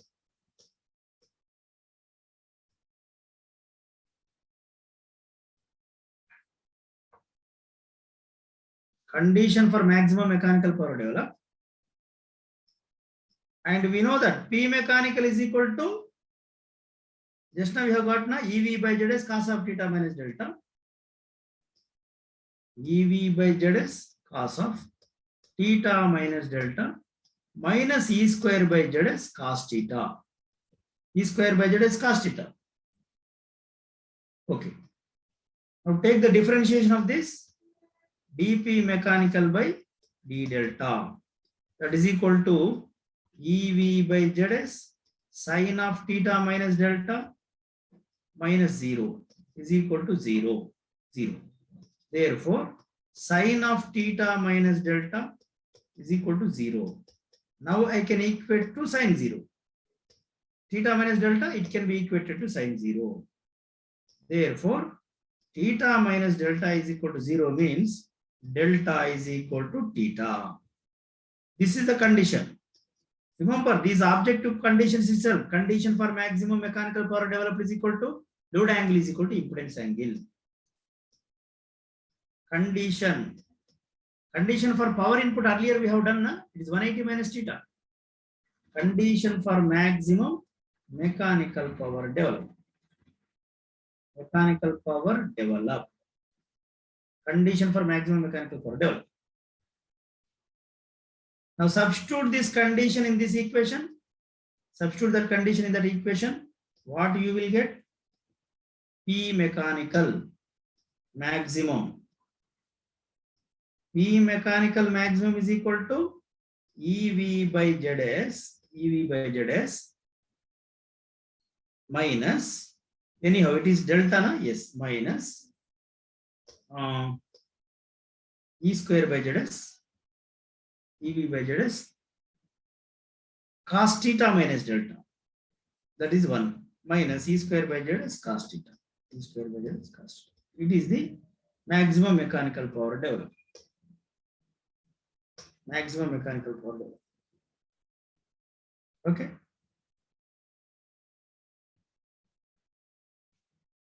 Right?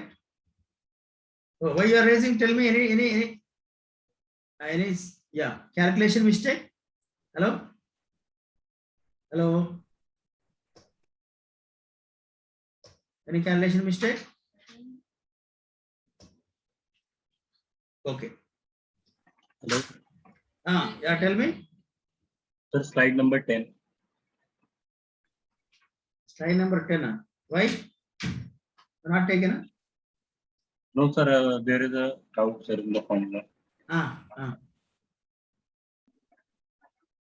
The 10. Sir, in this power equation, there will be sin del in the last or sin 2 del. Correct. You're right. Sin 2 delta. Yes. Thank you, sir. Correct. Okay. P mechanical maximum. Okay. See, this is maximum mechanical power developed by changing delta. And by changing excitation also, maximum power is also depends on the excitation also. Na? E term is also there. Excitation also in our hand. So far we kept excitation same. But by changing excitation, what is going to be happen? Let us see. If excitation also changes, yeah, that is called maximum possible power develop. Maximum possible power develop. Maximum possible mechanical power develop. Mechanical power develop by varying both. By varying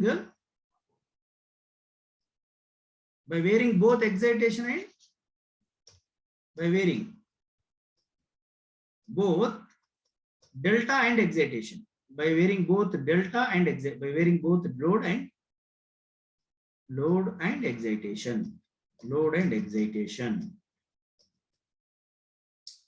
That is P mechanical maximum possible. P mechanical maximum possible expression we are going to get. See, for that, this P mechanical maximum is there. This P mechanical maximum is equal to EV by ZS minus E square by ZS cos theta. Okay, from where it is coming? From this relation. From this relation. Okay, yes. This is by varying the delta. This is by varying delta. This equation is by varying the delta. No? This is by varying delta. Load. And that will be P mechanical. Again, we can write P mechanical maximum is equal to what? EV by ZS minus EV by ZS minus E square by ZS into cos theta also equal to RA by ZS also I can write.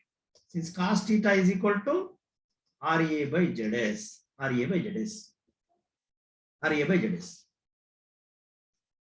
Therefore, see. Now, by varying the excitation also, what is going to be happen? Let us see. P mechanical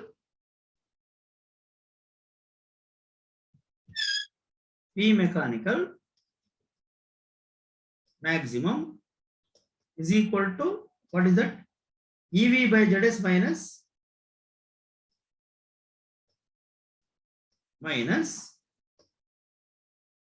E square by ZS into RA by ZS.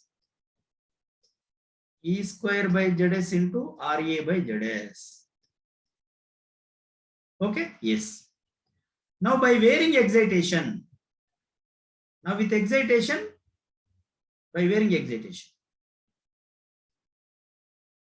By varying excitation,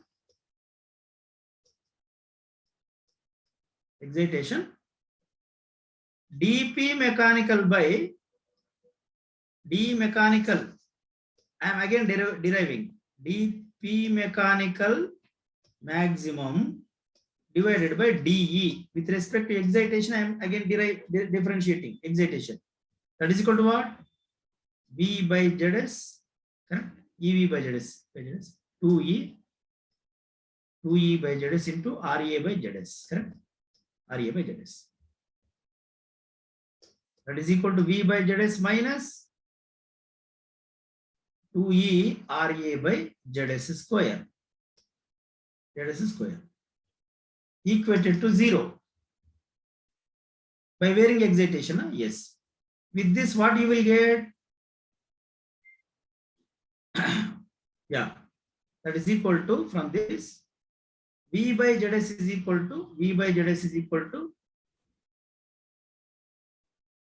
2E RA by ZS square. Or E is equal to, I want to write, one ZS will get cancelled, of course. This ZS will get cancelled.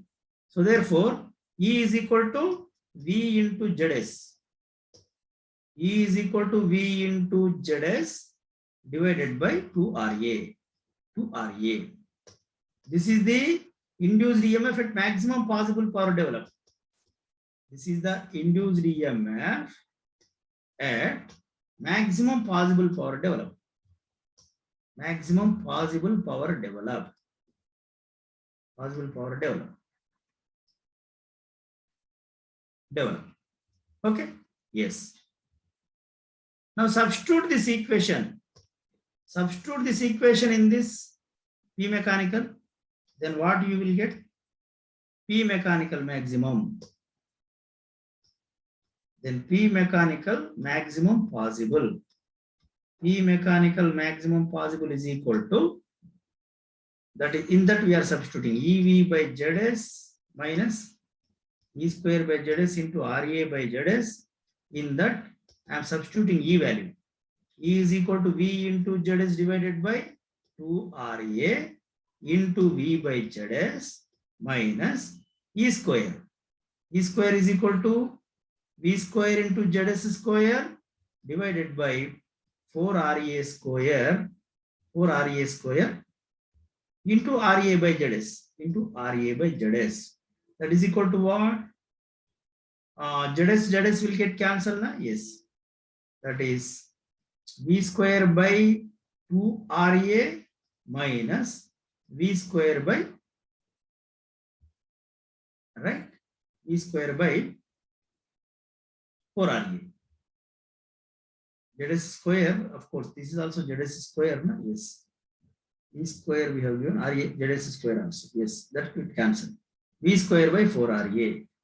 Finally is equal to what? V square by 4RA. 4RA. Therefore, P mechanical maximum possible is equal to what? V square by 4. I think you may be knowing this relation. Have you seen anywhere? Everywhere you can find. All machines, this is same. Maximum mechanical power developed is equal to V square by 4RA. Maximum power, maximum torque also proportional to V square. I think you might have seen in a DC machine also the same thing. Maximum mechanical power developed V square by 4RA. By varying both excitation and by varying both, that is by varying both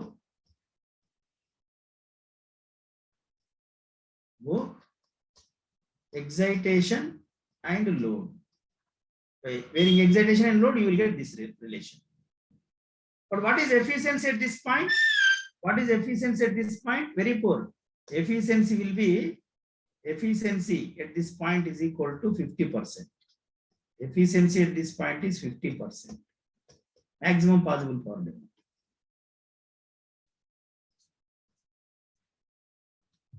Okay? Yeah. I don't want to derive efficiency all that, but remember this relation and conclusion at 50%. Right? Yeah. Now let us go for break. After the break, we are going to continue the same.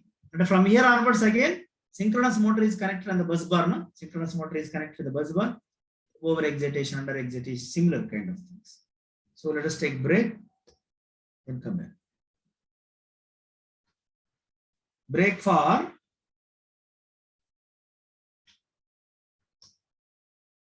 okay. Break for 15 minutes. So 37, yes.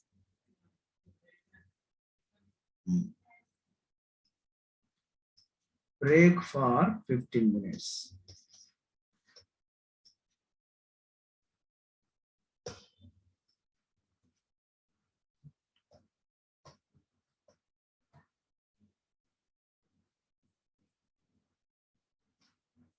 Class will start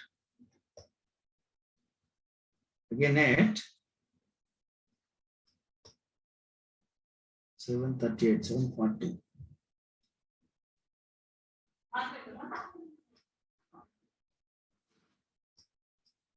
7:55.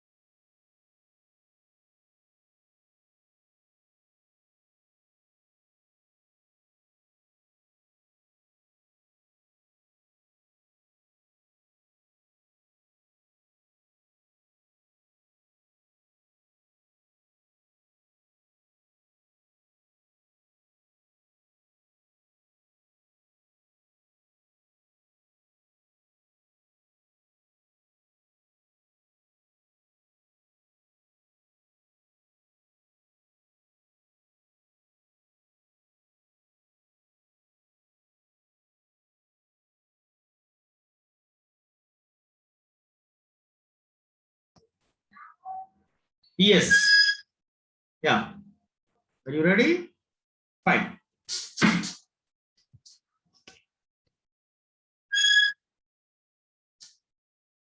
Fine. Now, the synchronous motor connected on the bus bar. Synchronous motor always connected on the bus bar, na? Yes.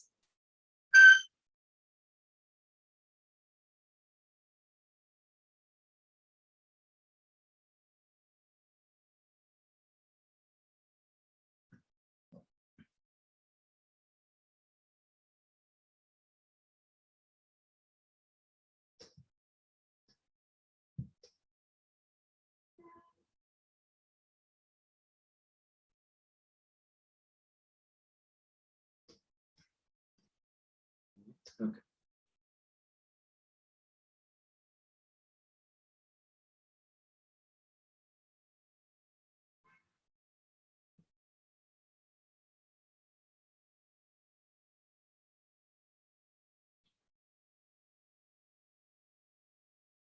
Synchronous motor always connected on the supply only, on the bus bar.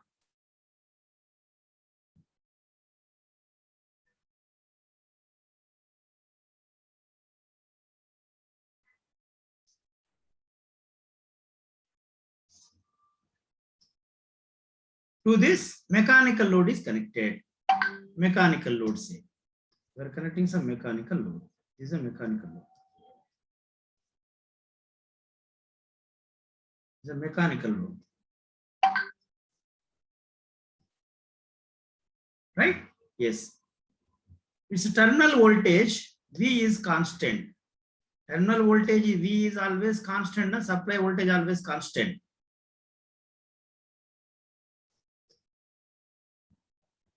When rotating, it will generate the EMF.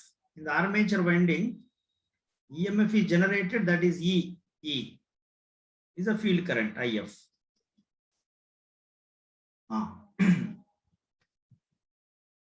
So when synchronous motor always operating at the bus bar, it's active power flow.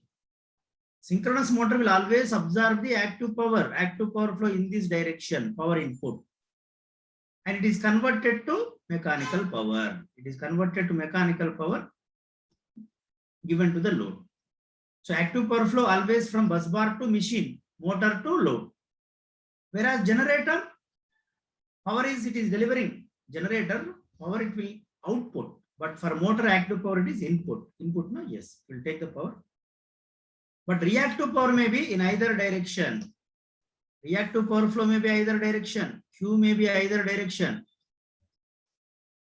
Q may be either direction. Q, this is negative if it is delivered. If it is delivered means Q is negative. Deliver. But Q is positive. It is absorbed.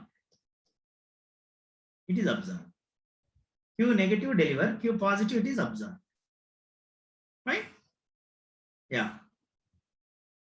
Negative. Why? Because for generator we have given Q positive means delivering. But motor Q negative means delivering.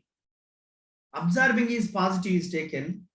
Why? Because a motor power will be input, na? Electrical power is input. P and Q. Both are positive means there has to be absorbing is taken as positive. Complex power it will draw. Electrical power. But instead of that, it is delivering means it is generator operation, in other words. It is generating. Reactive power generation. Instead of motor, it is delivering means it is reverse direction. Reverse direction. So delivering means Q will be taken convention as negative. But for generator, it will be positive. Okay? Yeah. But that Q is depends upon what? That Q is depends upon field current. And we know that Q is equal to P by XES. V by XES into V minus E cos delta. Right? Just now we have derived this equation. Huh? Yes. So, when if you change the excitation, this Q will change. When excitation changes means Q will be changes. If you change the field current, E changes. Then Q also will change. Q also will change. and the Q is depends on the magnitude of E excitation. The reactive power flow is depends on the excitation. Magnitude and power flow depends on the excitation. So again, based on the excitation, there are three modes of operation. E cos delta, when it is greater than V, E cos delta greater than V means Q negative. E cos delta less than V, Q positive. Both are equal, Q zero. So based on the excitation, there are three modes of operation. The reactive power flow is depends on, first of all, let me write the reactive power flow. The reactive power flow is depends on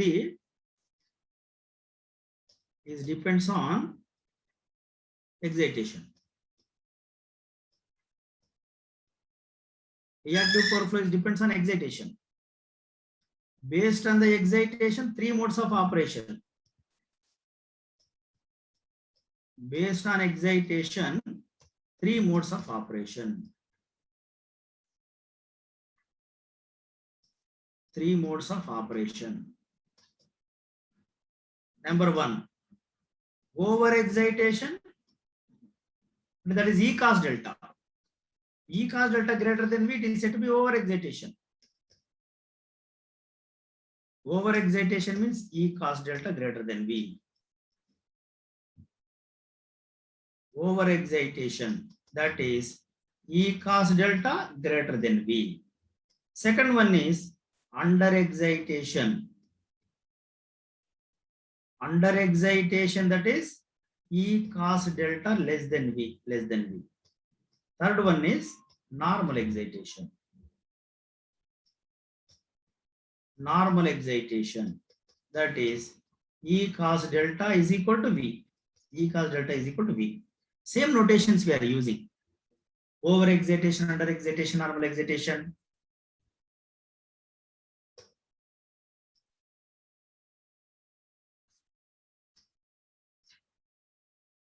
Okay.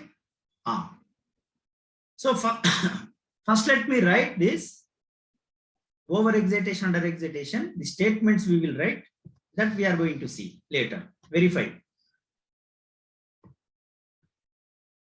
So for over excitation, E cos delta greater than V, Q will be delivered, Q negative.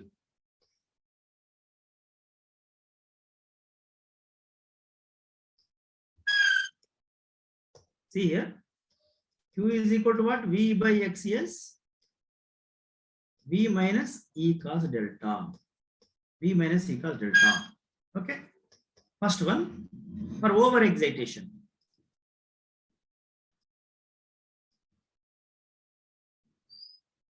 That is E cos delta greater than V. E cos delta greater than V. Then Q is negative. Q is negative. Q negative means the machine deliver the reactive power. Negative in the sense what? Deliver. Therefore, the machine deliver the reactive power. Deliver the reactive power.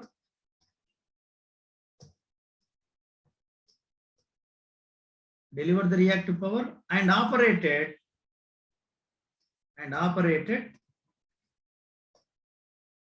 leading power factor.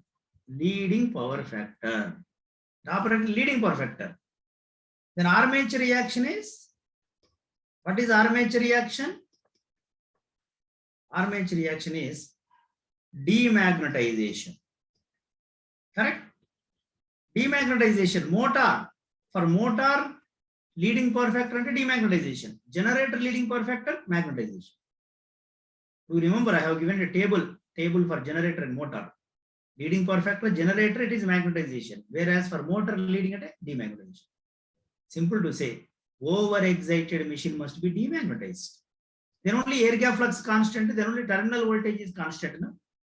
Already we have discussed role of the reactive power. It maintains the air gap flux constant. Demagnetization. Second one is under excitation. Under excitation. Under excitation, that is E cos delta is less than V. Therefore, Q is positive. Q positive. When Q is positive means therefore the machine absorb. The machine absorb the reactive power. The machine absorb the reactive power and operated lagging power factor. The machine absorbed the reactive power and operated lagging power factor. Then what is armature reaction? Armature reaction is magnetization. Lagging power factor means magnetization for motor, magnetization. Similarly, normal excitation.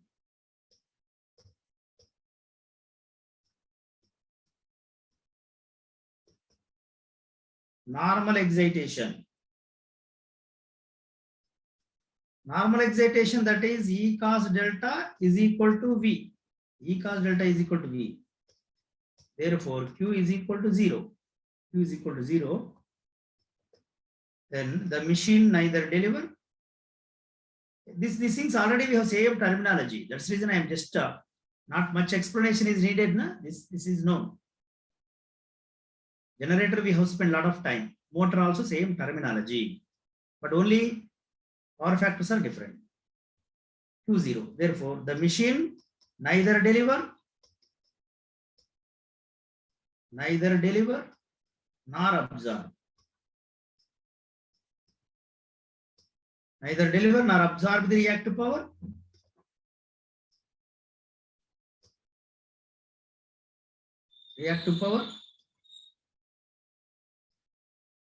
And operated UPF.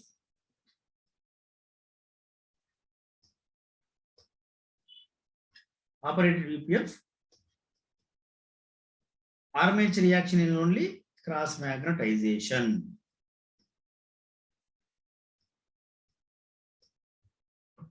Armature reaction is cross magnetization. Okay? Yes.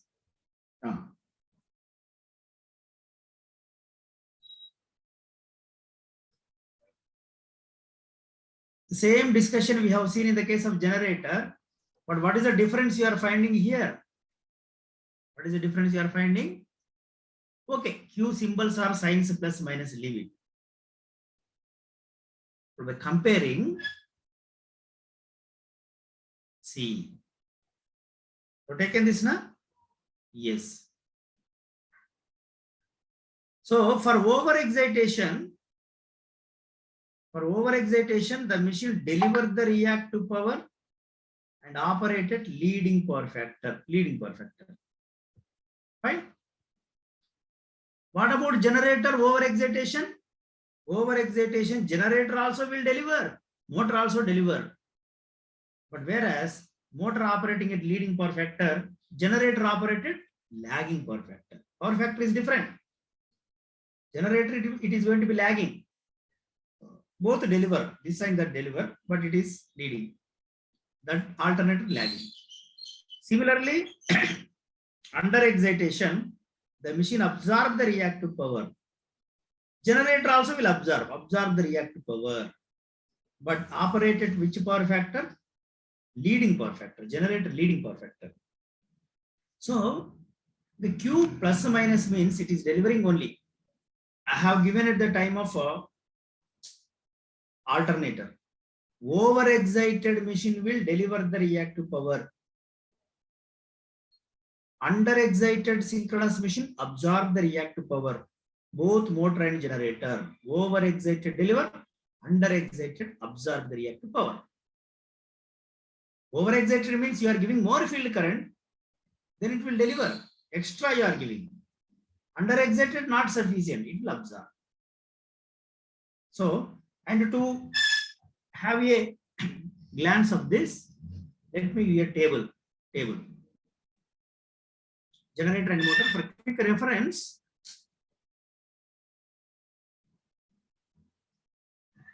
See.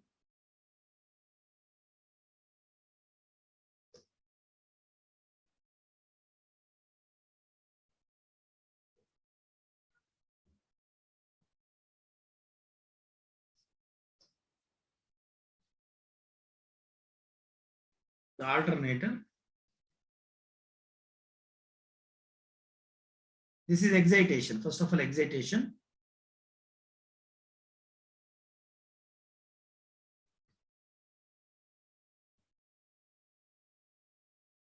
And alternator, synchronous motor.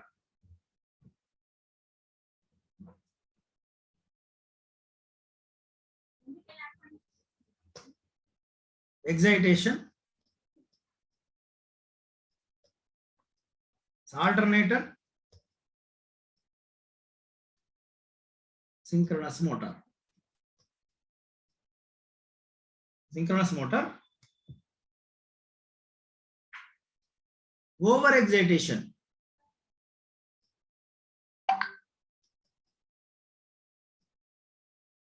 Over excitation, alternator deliver Q, alternator deliver Q, operated lagging power factor, operated lagging power factor. Whereas synchronous motor, over excitation also deliver Q, this also deliver Q, operated leading power factor. Power factor is different. Leading power factor. Leading power factor. Similarly, under excitation.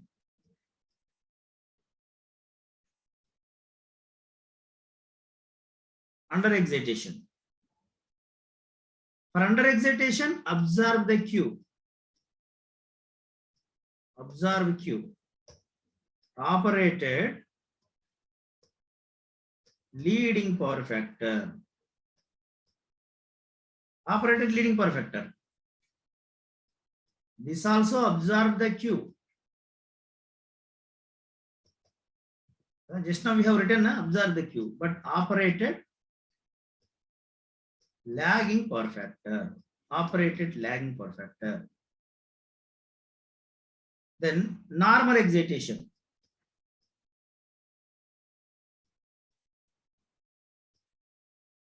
Normal excitation, neither deliver. Q is equal to 0. Q is equal to 0. Here also Q is equal to 0. So neither deliver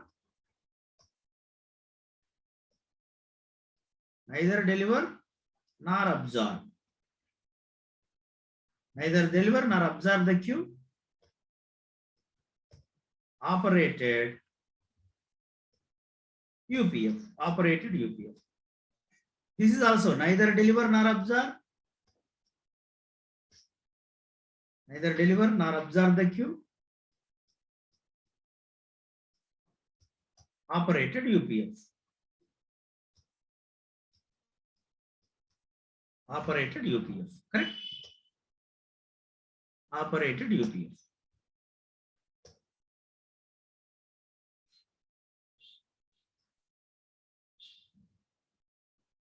Okay.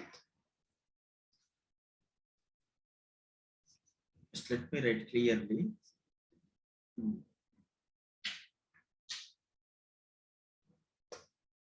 First one is over excitation.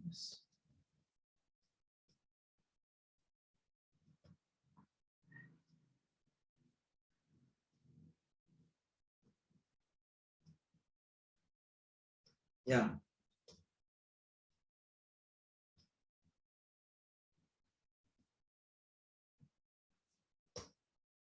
Now compare these things. Where is the difference is coming? Tell me. Where is the difference? Only power factors are different. Both are deliver. Over excited synchronous machine delivering. Under excited synchronous machine is absorbing, both generator and motor. The difference is only at power factors. Only at power factors, correct? Yes, power factors. This is lagging power factor, say this is leading power factor, motor. Under excitation, generator leading, but whereas motor it is lagging. Motor it is lagging.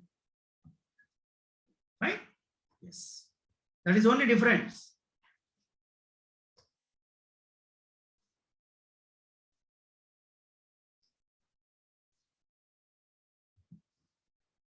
And you know, being the students, everyone should remember synchronous motor is very confident. Over excited synchronous motor leading power factor, generator ulta lagging. Under excited synchronous motor lagging, generator will be leading power factor. Power factors are different. Rest of the things are same. I just want to draw one phasor diagram. I will draw as a generator, as a motor for over excitation. Why in generator leading? Why in the case of motor?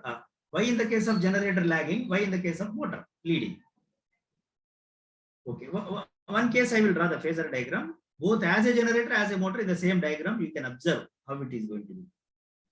See.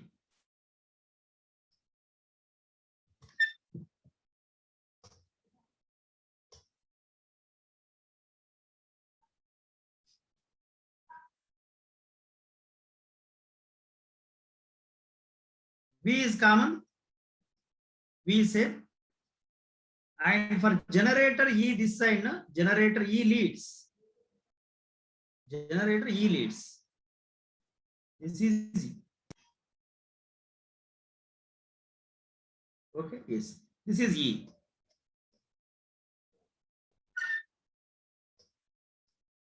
E.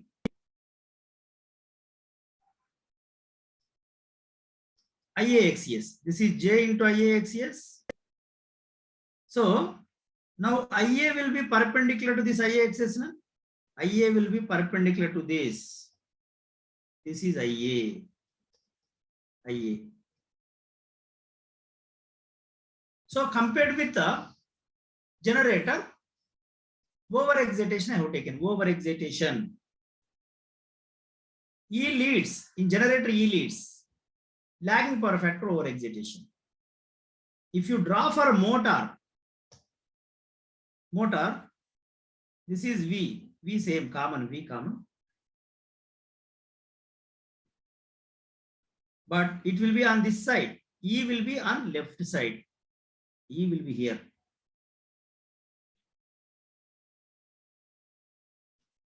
E. This is E, say. This is E. What is this? J into IAXS. J into IAXS. Now for this, if you draw, your current would be that like this. This is IA. This is IA.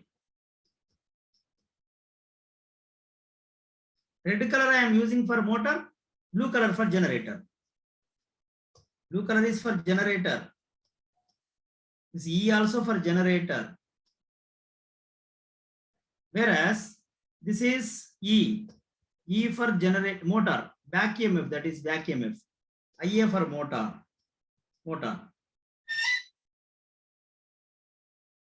Okay. And this is delta in the case of motor, delta. But whereas in generator, this is the delta. Delta is the angle between this and this, delta. The current, the power factor angle, this is phi. Power factor angle phi for generator. But whereas this is power factor angle phi for motor. Motor, red color, phi. Okay. But vectors are rotating in which direction? Counterclockwise direction. Blue color vectors are counterclockwise. Red color also counterclockwise. Both generator and motor rotating in counterclockwise direction only.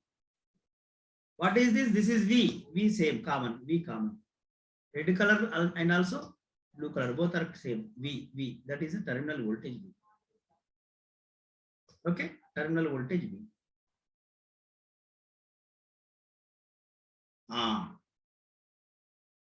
Now you can see there for generator over excitation, the phasor diagram for over excitation as a generator, as a motor. If excitation is same, in generator E leads, but motor E will be lags. And for this generator, you are finding lagging power factor, motor you are finding leading power factor. Just a minute. Why it is coming like this? See, here students, see my pen. E phasor in this direction. This is IA axis, IA. When this is IA axis means IA will be in this direction, perpendicular. IA is going to be lagging for generator. But whereas motor E this side, therefore IA axis, IA axis. When IA axis means current is going to be like this. Current will be in this direction. Current is in this direction.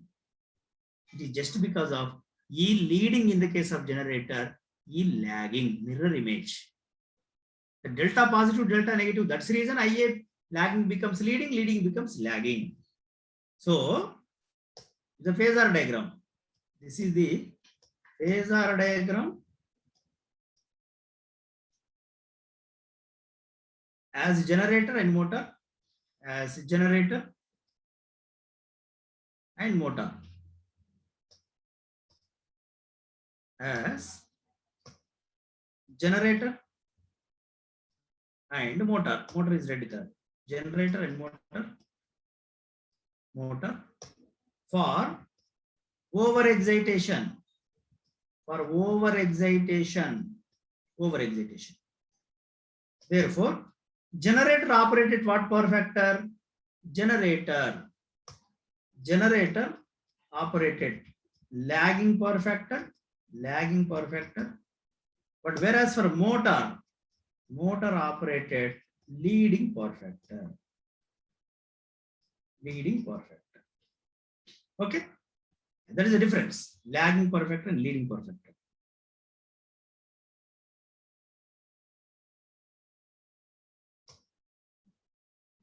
Yes. Yeah. Next.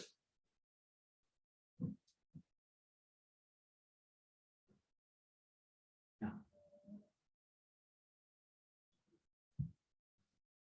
Taken?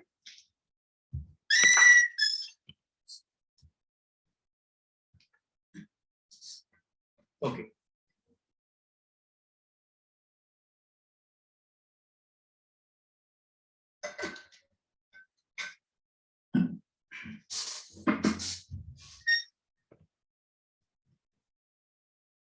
Now from here onwards, we are going to see synchronous motor connect on the bus bar.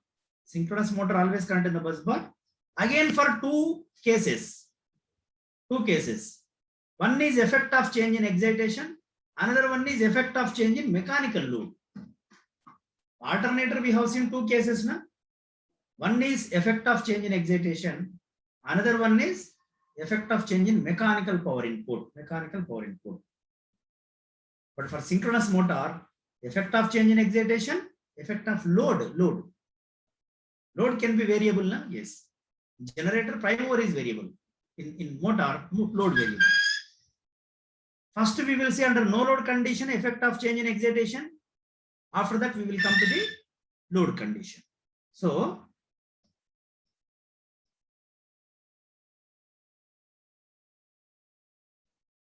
yes.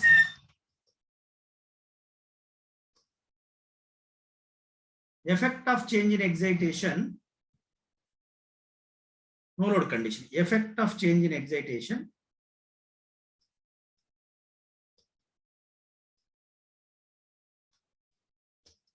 Change in excitation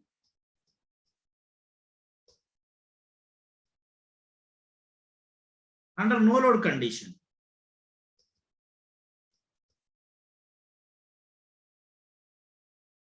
No load condition. Effect of change in excitation under no load condition.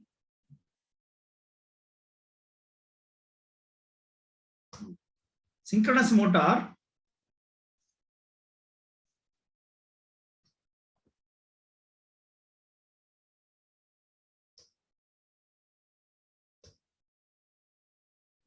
operating on the bus bar.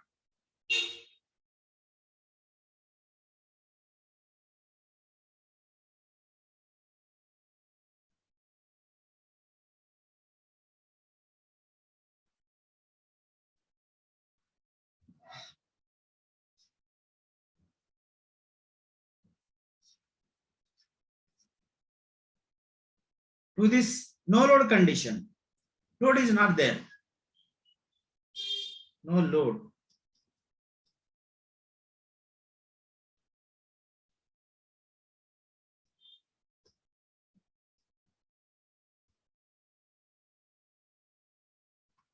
Okay.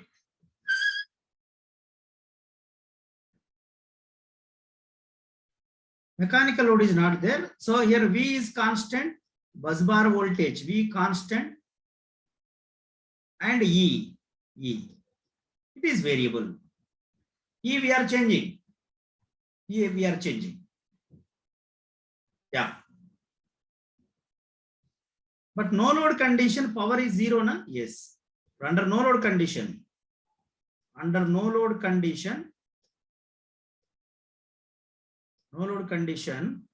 power is zero. Power is equal to EV by XCS sin delta, that will be zero. Power zero. When power zero means, then what is delta? Delta will be zero. No load condition, delta zero. Okay. Now for three cases, we are going to see over excitation, under excitation, normal excitation. But very important equation is E is equal to V is equal to, here V is equal to E plus J into IAXS. I am neglecting RA. And Q is equal to V by XCS, V minus E cos delta. V minus E cos delta.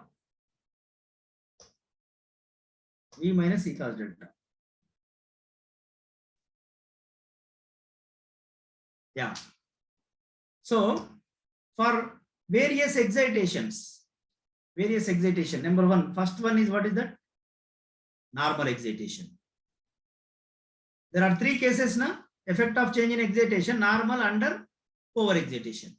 First, let me take, this is for normal excitation. For normal excitation, E cos delta. E cos delta is equal to V. But that is E is equal to V. Why E is equal to V? Since delta is equal to 0. Delta 0. E cos delta is equal to V. If you draw the phasors, E and V both are in same phase, na? Yes. E is equal to V. Both are in same phase. When both are in same phase means, what is the current? Current is equal to 0. IA is equal to, both are in same phase, V minus E by ZS, that is equal to 0. Current 0. When current is 0, say, then what is P active power? That is equal to V into IA cos phi is 0. Active power 0. Reactive power is equal to V into IA sin phi. That also equal to 0. That is also 0. The machine connected to the bus bar, no load condition, there is no active power flow, there is no reactive power flow. For normal excitation, no Q, no P. Of course, it is ideal case. Actually, the power is, it will take some power to meet the losses. While running condition, frictional losses, iron losses, it will take some current. Delta is also not 0, some value very less. 4 degrees, 5 degrees, it will be there. Leave it, ideal cases, we are neglecting losses. For normal excitation, there is no P, no Q. This is said to be called what? Floating. The machine is said to be. There is no active power flow, reactive power flow. There is no active power flow and reactive power flow. There is no active power flow and reactive power flow.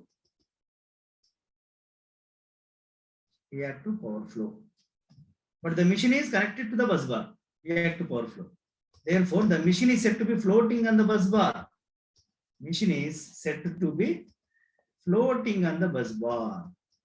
Floating. Correct? Yes. It is simply floating.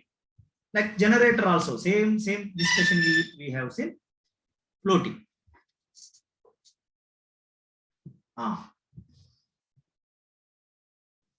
Next, for over-excitation, let us take over-excitation. For over-excitation,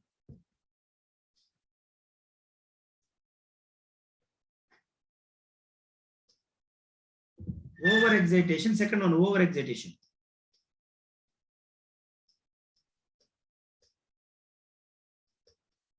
overexcitation, that is E cos delta greater than V. So E is greater than V. E greater than V. Delta 0. E greater than V. And what is relation? V is equal to E plus J into IAXS. This is always. And Q is equal to, of course, V by XS, V minus E cos delta. V minus E cos delta. Right? Yes. E greater than V. E is greater than V.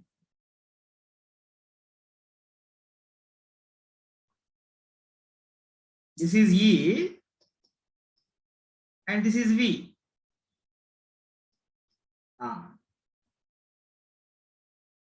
Both are in same phase. Delta 0, no load condition, delta 0. E magnitude is greater. Dear students, in synchronous motor, EB may be more or less or also equal. Only synchronous motor. If you take DC motor or induction motor, back EMF always less than the V. Back EMF always less than. But only in synchronous motor, EB may be more or less, or because all this is depends on the excitation. Excitation. E proportional to excitation.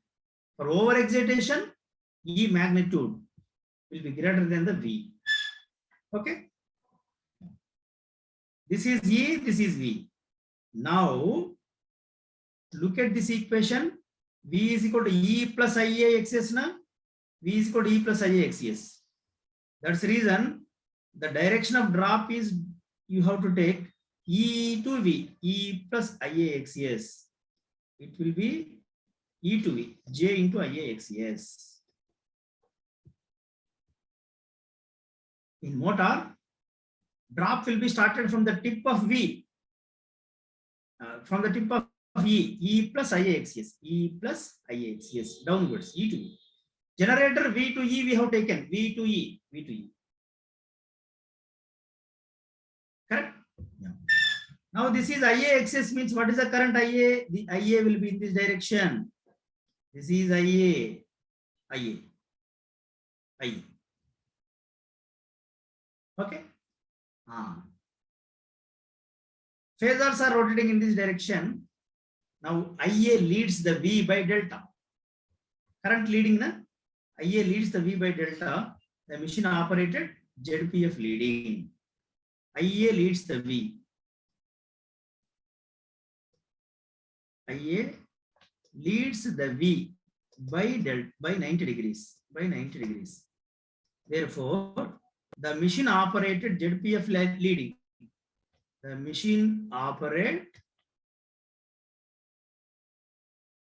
at ZPF leading. Machine operated ZPF leading. Armature reaction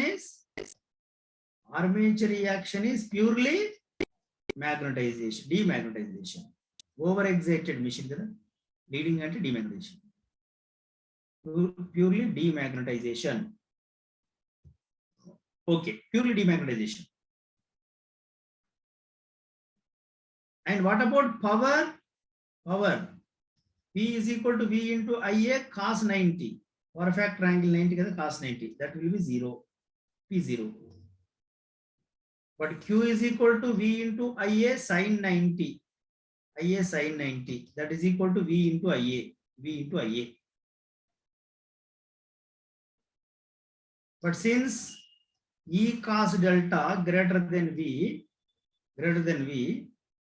therefore Q is negative.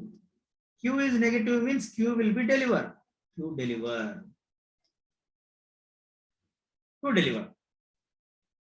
The machine deliver the reactive power. IA sin phi is deliver. Okay. Yeah. Now, another important thing is current leads the V, na? Yes. Since IA leads the V by 90 degrees. When current leads means it acts as a capacitor. It acts as a capacitor. Then this is called what? Synchronous condenser. Synchronous condenser, which is used as a which is used to improve the power factor. No? Improve the power factor. Since IA leads the V by 90 degrees, therefore an overexcited synchronous machine, an overexcited synchronous motor under no load condition,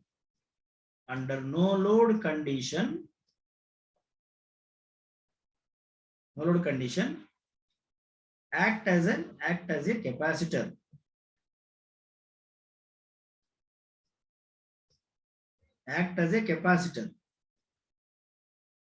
Current leads, na? Yes, act as a capacitor which is called synchronous condenser. Act as capacitor called synchronous condenser.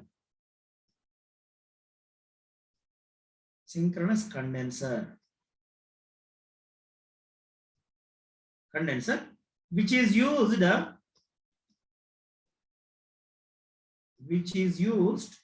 to improve the power factor.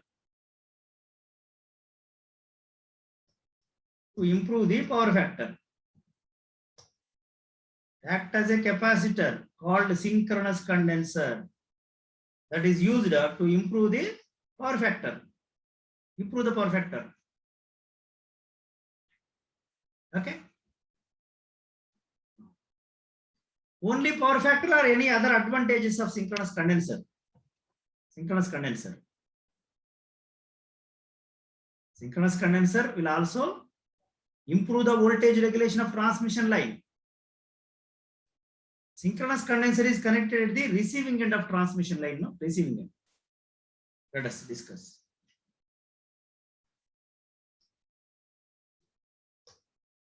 Synchronous condenser is connected.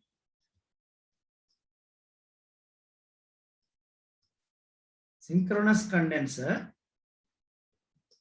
is connected at the receiving end of transmission line. At the receiving end of transmission line.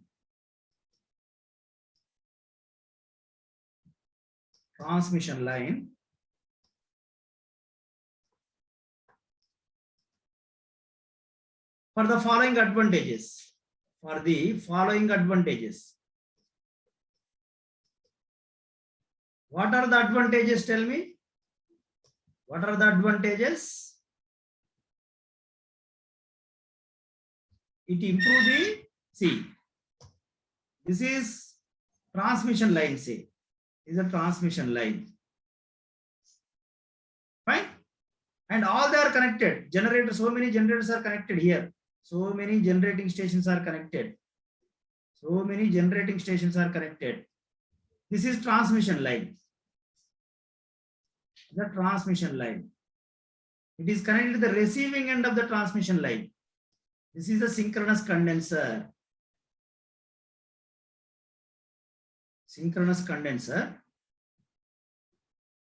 Connected at receiving end. This is receiving end, not sending end. So what are the advantages connecting at sending end? See, when you are connecting at sending end, it improves the power factor. That is very basic thing. Fine. Capacitor, you know, improve the power factor. Inductance effect can be nullified. And it will reduces the reactive power burden. For example, so many loads are there, say here. So many loads are there. This side, receiving end, there will be most of the loads are induction motors. Na? Most of the loads are induction motors. They are induction motors. So many induction motors. They are induction motors. Induction motors, all they absorb the reactive power. Means if synchronous condenser is not there, all they will be absorb the reactive power. Entirely it has to come from transmission line to bus bar. It has transmission line to, see, just a minute. If this is synchronous condenser is not there, say synchronous condenser is not there, what is going to be happen? All active power, reactive power has to come. Both P and Q.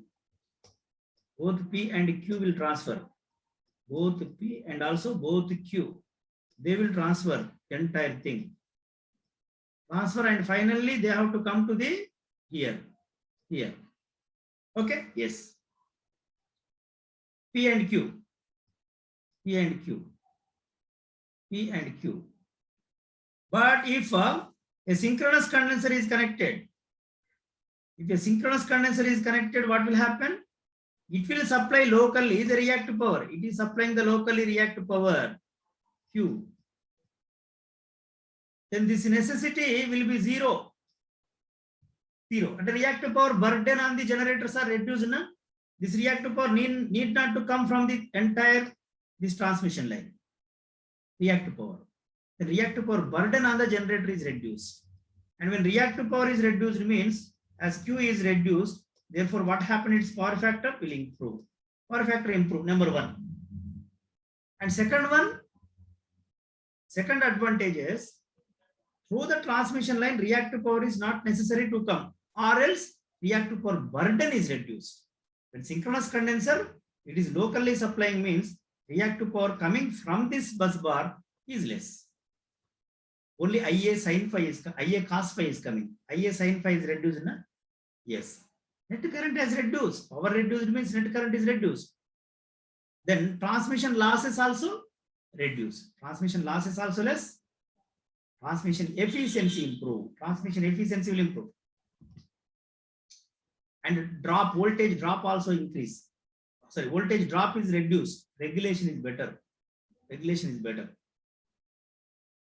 Okay.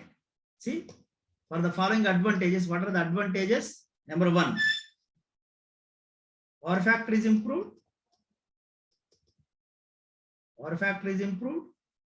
Second one, voltage drop in the transmission line. Transmission efficiency will improve. Transmission efficiency will improve. Third one is voltage regulation.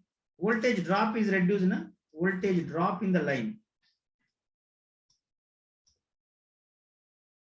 will reduce. Therefore, transmission regulation of transmission line will be better.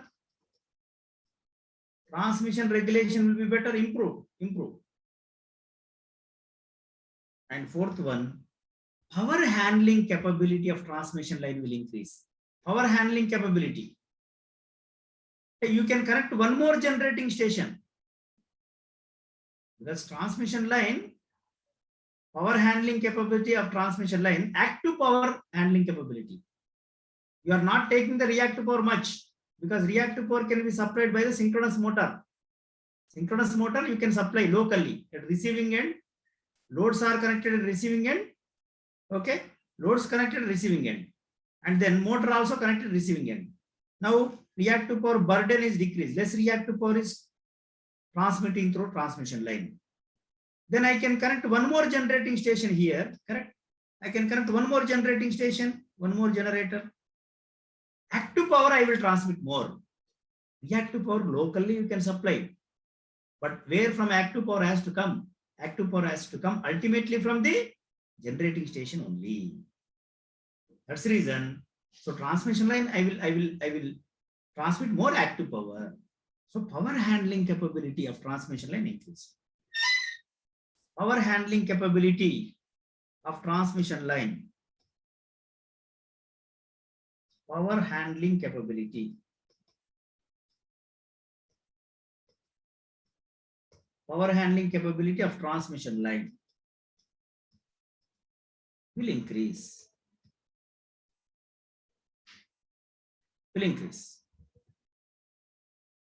Okay. Yes. Now, I think you will be knowing a properly designed synchronous condenser connected at the middle of the transmission line, power handling capability will be doubled. Of course, nowadays no one is using this synchronous condenser. static condenser, no? Static compensator, FACTS, flexible AC transmission system. Okay, dynamic condenser they are not using, just for our discussion. Okay, yeah. Now coming to the under excitation. This is for over excitation. Yes, under excitation. See, under excitation. Third case is for under excitation. Under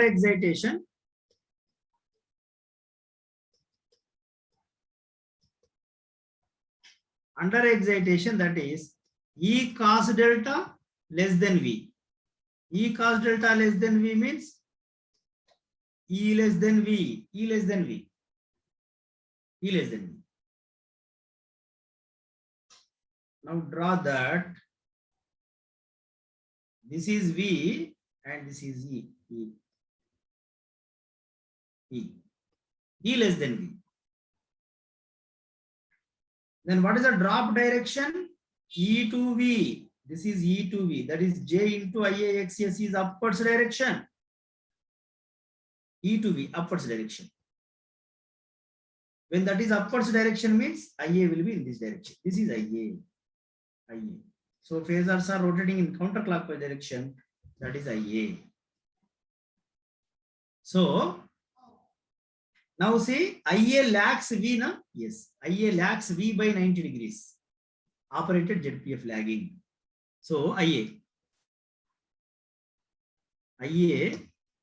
lags the V by 90 degrees. IA lags V by 90 degrees.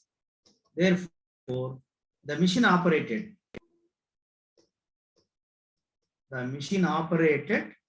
ZPF lagging. Machine operated ZPF lagging. Armature reaction. Armature reaction is purely magnetization. Correct? Do you remember the table I have given? Reverse. ZPF lagging and lagging magnetization general motor. What about P? P is equal to V into IS cos 90. Power factor 90 0. And Q is equal to V into IA sin 90. That is equal to V into IA.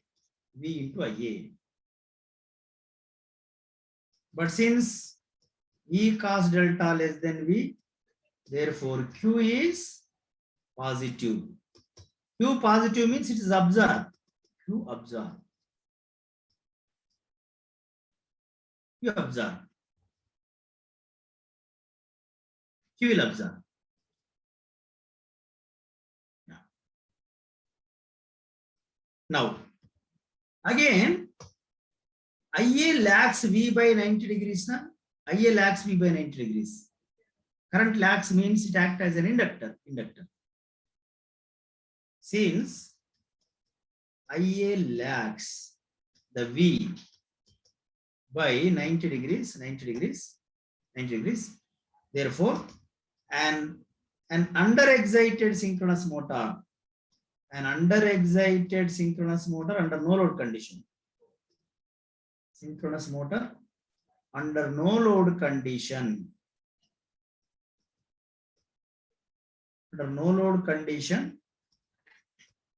Behaves as an inductor. Called synchronous inductor. The synchronous inductors, earlier synchronous condenser, synchronous inductor. Synchronous inductor. And where the synchronous inductor is used? To maintain the voltage profile. To reduce the over voltages, in other words, due to Ferranti effect. In transmission line, receiving end voltage is more than the sending voltage. That is called Ferranti effect. Na? Yes. That Ferranti effect is due to capacitance effect. Capacitance effect that will be nullified by inductor operation. Inductor, a synchronous motor. So it can be used as an inductor or condenser by changing the excitation. So it will improve the voltage regulation. And to reduce the over voltages. Over voltage is also danger, na? Yes. To reduce the over voltages, inductor operation will come into picture. The capacitor operation to avoid. Called synchronous condenser, synchronous inductor. This is used.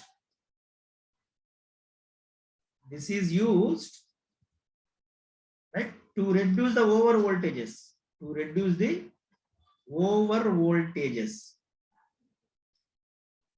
Over voltages due to Ferranti effect. Due to Ferranti effect.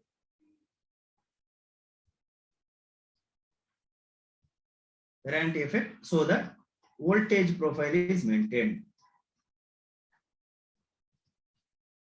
Voltage profile is maintained. Okay. Yes. So this is about the inductor operation.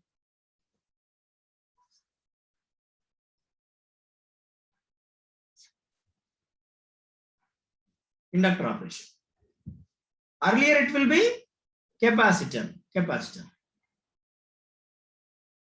Okay.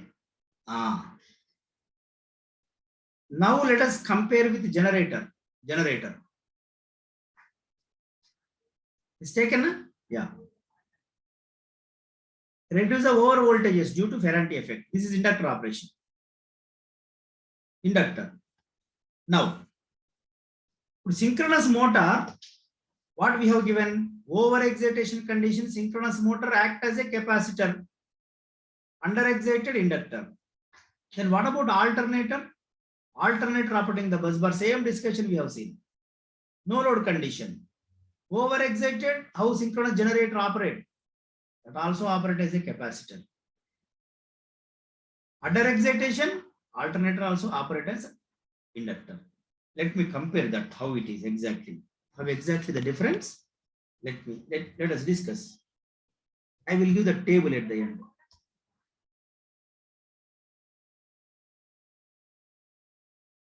Yeah. See, and generator I want to compare. You know, inductor, capacitor. What inductor will do? Inductor always absorb, and a capacitor. See, a capacitor always absorb the leading reactive power, leading was. Capacitor always absorb the leading was. Capacitor is there, say. It always absorb the leading was.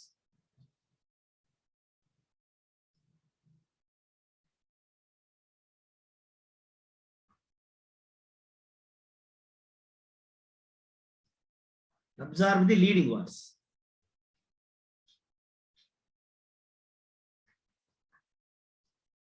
Leading reactive force. But what about inductor? An inductor absorb lagging was. An inductor absorb the lagging was. Lagging reactive power. Lagging was. Inductor. So,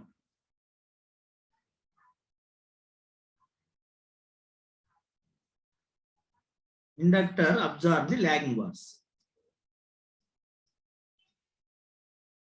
This is fixed. Now let us compare with the inductor. Both will absorb leading was, lagging was. Okay.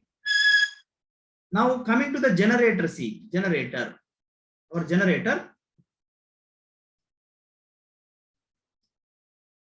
An overexcited synchronous generator. An overexcited synchronous generator Overexcited synchronous generator operated lagging power factor. Lagging power factor. Overexcited synchronous generator operating lagging power factor means it deliver the lagging bars. Any power factor, what is there? It is convention is output. It is delivering output. Lagging power factor. Therefore, it deliver the lagging bars. Deliver the lagging reactive power. Deliver the lagging bars. Deliver the lagging bars. But no one is delivering lagging bars, na? Neither inductor, both will absorb. So it deliver the lagging bars means it is equivalent to absorb the leading bars, which is equivalent to deliver the lagging bars, which is equivalent to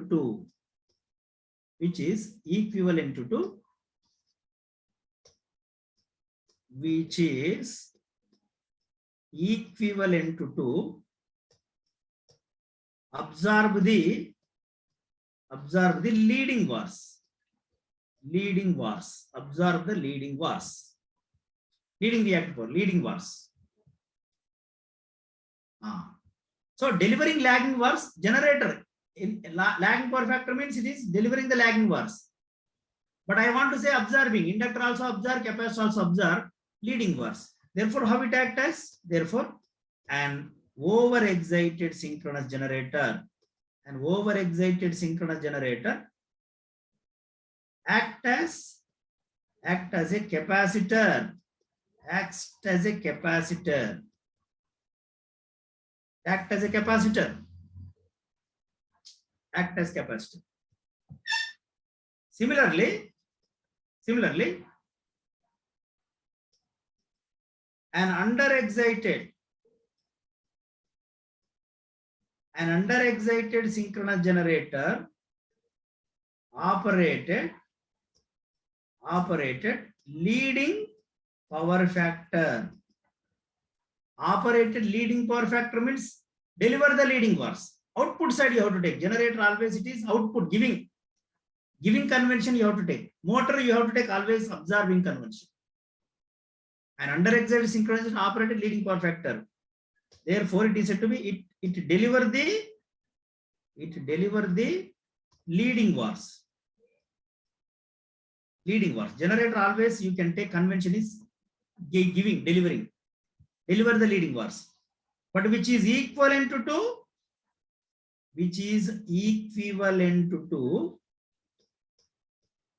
absorb the lagging bars. Absorb the lagging bars. Absorb the lagging bars. Lagging bars. Lagging bars means what is that? Inductor, na? It is an inductor. Lagging bars means inductor. Therefore, an underexcited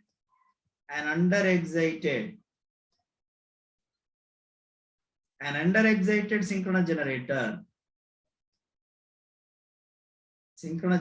acts as an inductor. Okay, inductor. So an overexcited synchronous generator act as a capacitor. Similarly, an underexcited synchronous generator act as a inductor.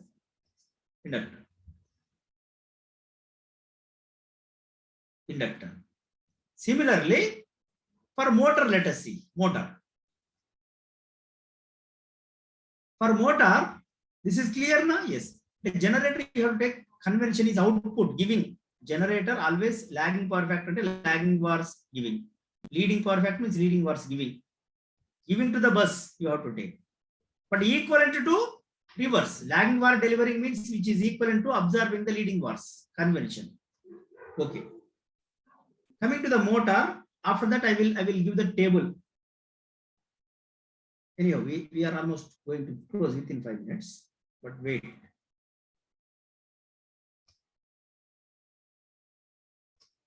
See, yeah, and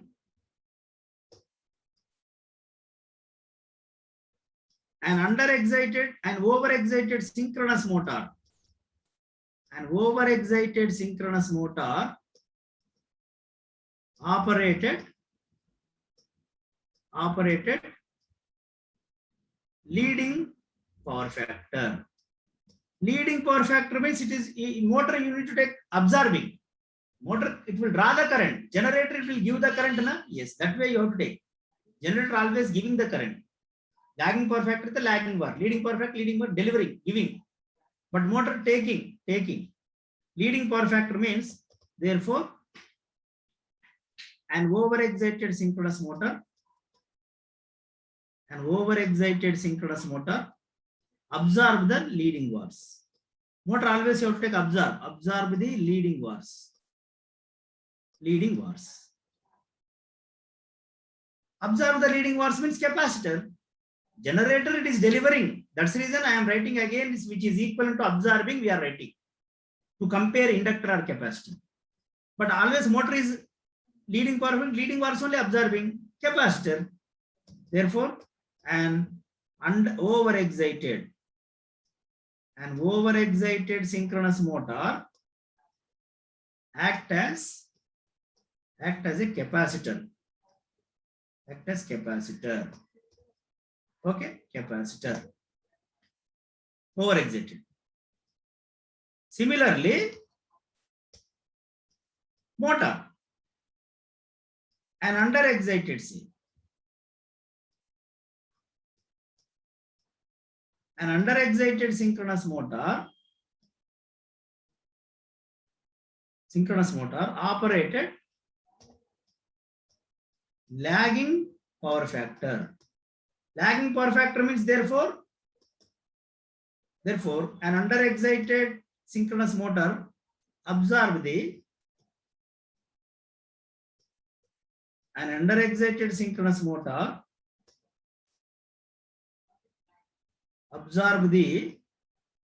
lagging bars. Observe the lagging bars,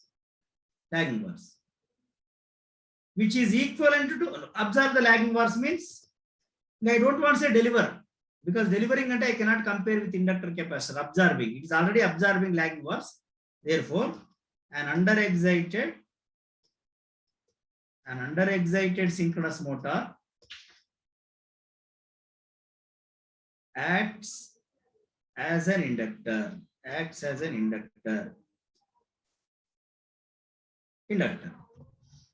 Fine? Yes.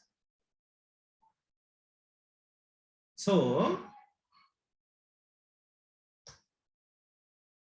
it is capacitor. Over-excited synchronous motor, capacitor.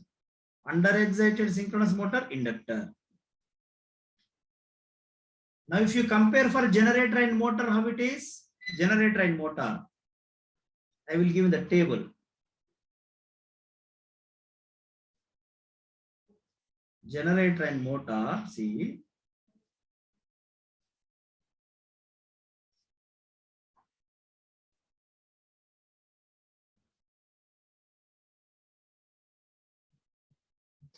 Generator and motor.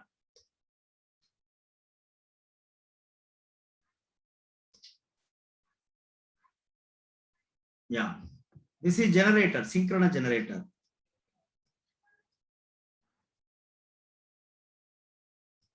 And this is synchronous motor. Synchronous motor. Okay. Over-excited synchronous motor.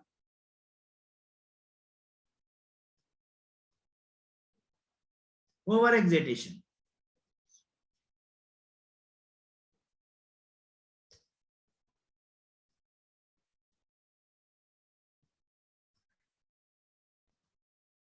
Over-excitation, synchronous generator act as capacitor.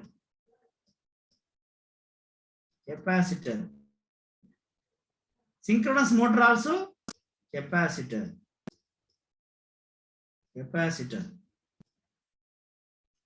Right? Under-excitation.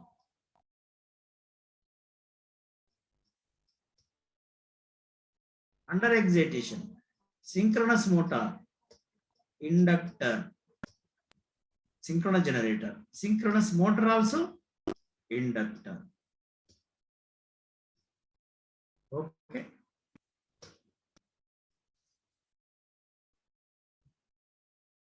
Synchronous motor.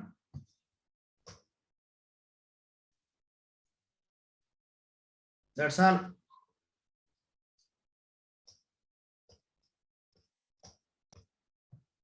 Right?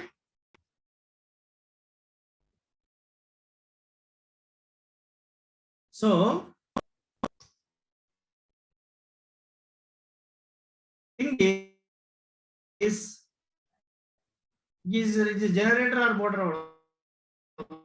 Over-excited synchronous machine motor act as a capacitor. Over-excited, under-excited synchronous machine act as a inductor.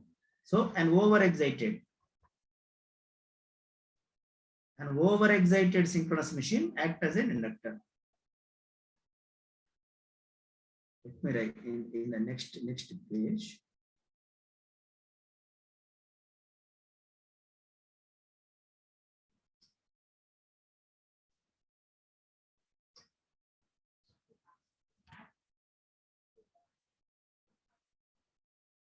An over-excited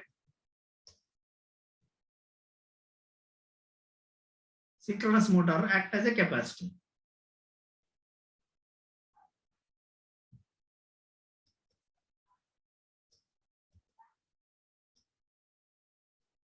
An over-excited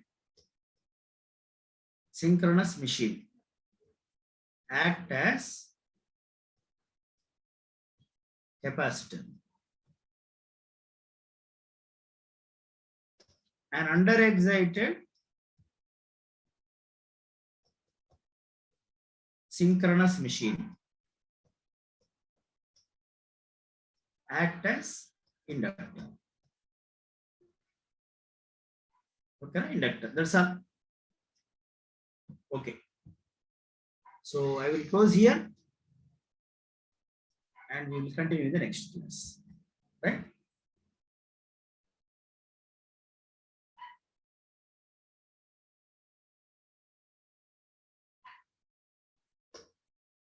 Yes. Okay, let us see your doubts. I'm unmuting you people. Come on. Hello, sir. Yeah. Tell me. Sir, in the place of a synchronous condenser, can you use a overexcited generator to correct the power factor? Who? For the correction of power factor. Yes. Okay. We can use, because ultimately induction motors want lagging for reactive power. But you need to connect, that is at this receiving end, say, then other advantages also you will get. Okay. Generator, sometimes generator, what they will do, it can deliver only reactive power also. Sometimes reactive power, some generators are delivering full active power. Some maybe it is just operated as a reactive power generator also. They will operate very poor power factor, less power factor. But so we cannot connect, practically say, you cannot connect the alternator at the receiving end. If you connect, you will get okay, fine. But what is the use of that? You are connecting just, there is no active power, prime mover input has to be given. It is only generating the over-excited, generating the lagging bars, which is required by the induction motor. Okay, you can get it, that is also. But instead of that, why prime mover, all these things are required, simply connect a synchronous motor over, na? Same job it is. Yes. Nothing. Sir. Yeah. Sir.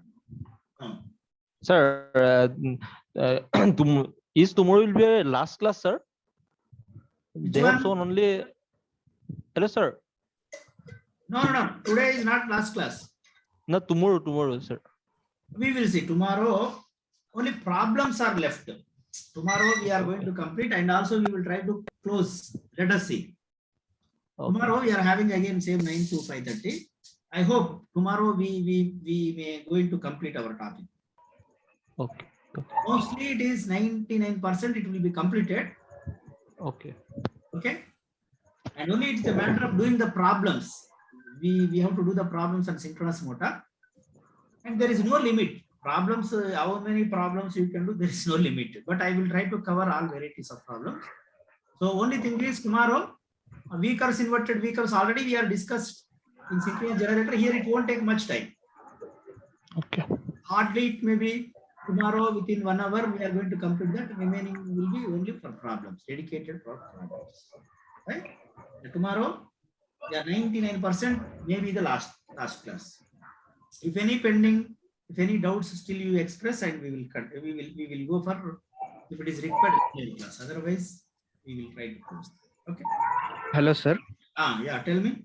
Good evening, sir. Good evening. Sir, in the method of the damper winding, we are using the starting method now, sir. Yeah. Sir, in that first we are the rotor poles are induced now, sir. Induction principle. Yes. In that first the rotor is induced as an induced pole as an induction mode. Yes. After that, it become as a separate means separately excited rotor pole, sir. Yes. When excitation is given, it will pull to the synchronous speed. No. Yes, sir. Then after pulling, there is no induction principle. Okay. Sir, Sir, once it is reached to synchronous speed, where is the induction damper winding? It won't work. There is no question of induced poles. You are giving DC excitation separately. We are separately exciting. We are creating the poles. yes, sir. I got it. That induced poles will exist only during starting, as long as rotor speed is less than. But once, only thing is we are bringing closer to synchronous speed, inertia to overcome. Then excitation is given, then rotor poles will be aligned and it is pulled with the stator poles, and both will rotate at synchronous speed. From there onwards, no question of induction principle at all. Okay. Sir, one more in power flow equation. Sir, in motor, we are replacing the negative positive as a negative in that, no, sir. Yes.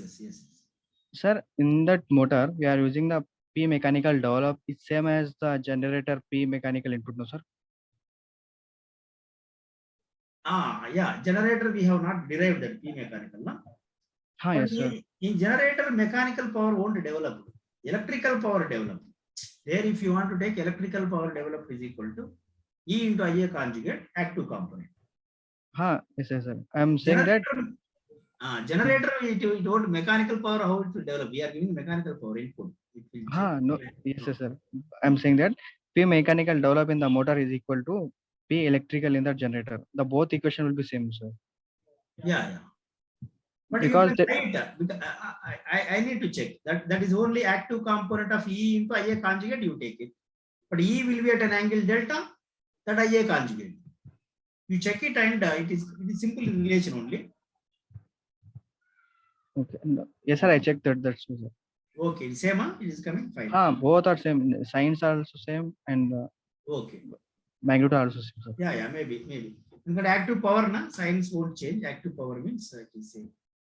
If RA neglected, everything is EV by excess sin delta only. Total entire synchronous machine RA neglected, generator, motor, mechanical power developed, whatever it may be, EV by excess sin delta.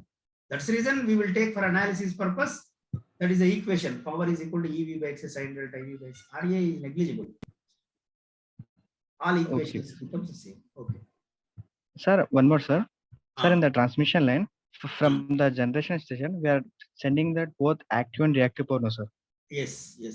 Sir, if you use the condenser at the receiving end, that condenser also supplying the reactive power, no, sir. At the load, it become double of the reactive power. No. When you are connecting, then I will generate less reactive power. At generating station, I will reduce. That is the intention, At generating station, I will generate less reactive power. Therefore, power factor of our generator is improved. So, like all generating station power factors are improved, means total power system power factor is improved. Okay? You are supplying locally your reactive power, then reactive power burden on the generating stations are reduced. I will reduce.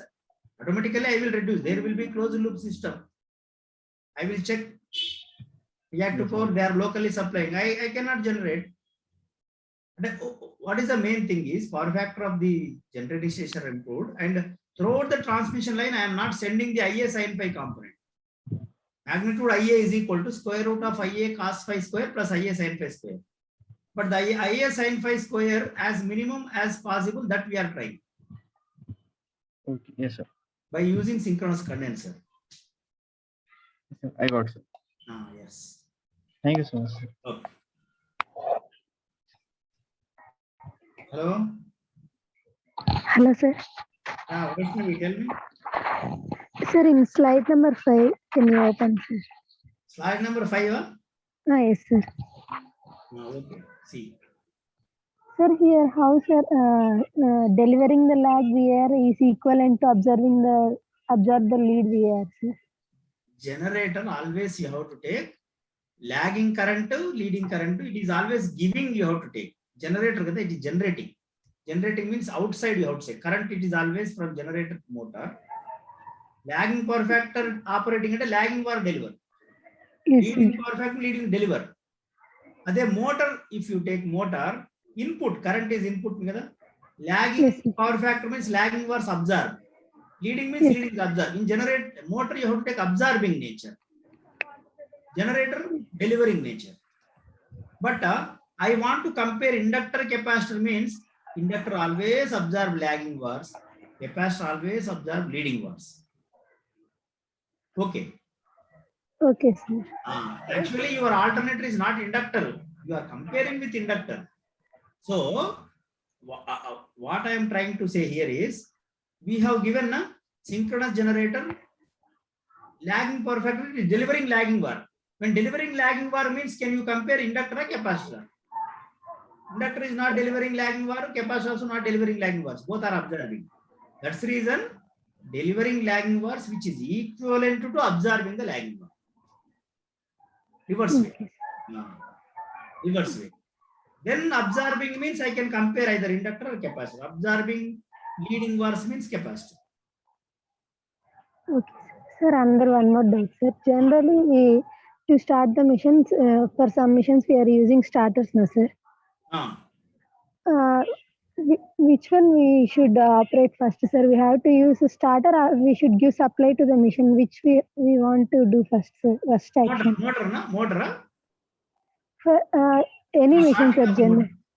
Generator we cannot give starter. Motor we will use starter. Starters are used only for motors. We will give the supply. First supply has to be given. Where starter is connected, in between. Starter is connected between the supply and motor. First supply is given to the starter. Starter output will be given to the motor. Okay, there will be connection. So what starter will do, it will reduces the voltage. Star delta starter, for example, you are using star delta starter. What it will connect star to delta, so that voltage is reduced. Or else auto transformer starter you are using. The input voltage is some level 400 volts. Okay. Auto transformer, you can reduce the voltage, you can supply some 100 volts to the motor. Starter, what it is doing, it is only reducing the current. And how it is reducing? It is reducing the voltage. Okay. For starter, supply has to be given. Ultimately, from output of the starter, your motor is coming in between. Starter is limiting the currents by reducing the voltages. Then there is no question of giving first to that, first to the, not like that. So compulsory voltage is given, then only motor will rotate. Okay, sir. Understand. Yeah. Thank you, sir. Very good. Very good. Okay. Next, hello. Who is there? I am unmuting. Hello, sir. Hello, sir. Hello. Hello, sir. Hello. Hello. Sir, one request, sir. One by one. Tell me. Sir, tomorrow please solve on the problem as a synchronous generator plus DC motor and induction motor, because most of the questions are asking combination of all motors, sir. Problems, sir. Yes, sir. No. Problems where is asking? The theoretical question. As a load, sir. Ah. Means synchronous alternator plus load as a induction motor. Please solve that question, sir. Which examination he has given? Synchronous motor generator, synchronous generator, synchronous motor, induction motor concept combination is giving. When both Yes, are sir. connected, what is the set speed like that? Yes, sir. Please solve tomorrow that question, sir. That type of. Yeah, yeah. Whatever previous examinations questions are there, I will try to solve. Okay, sir. Hello, sir. Even does not a matter. I will be available always. Don't worry. If it is required, my number I have given. Yes, I will try to solve whatever problem. And particularly, you might have observed when you are doing some problems. Hello, sir. Yeah. Hello, sir. Yeah, tell me. Sir, in the that leading VAR and lagging VAR, that Which program. one? Which one? Sir, general doubt. Yeah. I have doubt. If in the question it is mentioned that it is a synchronous machine only. Synchronous machine only. Synchronous machine, and the voltage polarity is shown, and current is either inward, means absorb or deliver. Something. It is not given that it is a synchronous generator or motor. No, I couldn't able to get it. Please clarify. Means- Yeah, repeat. Means some diagram is given in the question. And the current is current direction is shown, and the polarity is shown. It is a synchronous machine only. Let's Polarity, suppose how do we you don't know. know? AC polarity. Sir. AC Then- polarity that changes. Na? Okay. Yes. Right. Plus minus. Polarity is given, means plus minus, and current is entering, means observing. Yeah. The machine is observing the current. Observe the then, current means motor. We don't know it is a synchro. See, Then positive we don't, terminal. means it Yeah, it yeah. may be, sir, possible that the generator is showing the direction of current as observing. It may be possible. See, a positive terminal current is entering means it is motor. Means only phasor will be changed. Means that concept will be No, same. no. At that instant he has given it. Positive terminal current is entering. Negative terminal current is leaving. AC, it is every half cycle it changes. But he is giving that in instant means what is mean to say. He mean to say positive terminal current is entering means it is motor. Positive current deliver means it is generator. Sir, my doubt is, let's suppose for a generator it is giving. Positive and- terminal leaving. Yes. And the current direction is according to his convention, he is showing that the current is entering, means observing. Then phasor will be same, because in all these cases were discussed, we always try that generator is delivering and motor is observing. Let's suppose for any type of question, for any that current is observing, but it is a generator, then the phasor will be just opposite, means that phasor will be changed. See, phasor, generator and motor, how can you identify? Some questions also can be given based on the phasors. How can you identify it by seeing the phasor? E leads, that is generator. Okay. Generator, it will be leads, lagging power factor, leading power factor, whatever it may be. E always leads. E magnitude may be more or less. Just by seeing that E leads, I can say generator. If E lags, it is a motor. E, based on the E, delta positive, delta negative, based on that we can decide. Have got any questions on such type of previous? Sir, actually, Very old IES examination he has given phasors based on the phasor. By looking at the Sir, phasor, you can able to answer. Sir, yesterday I solved a problem in a that converter. Converter. That sir, please open a slide actually.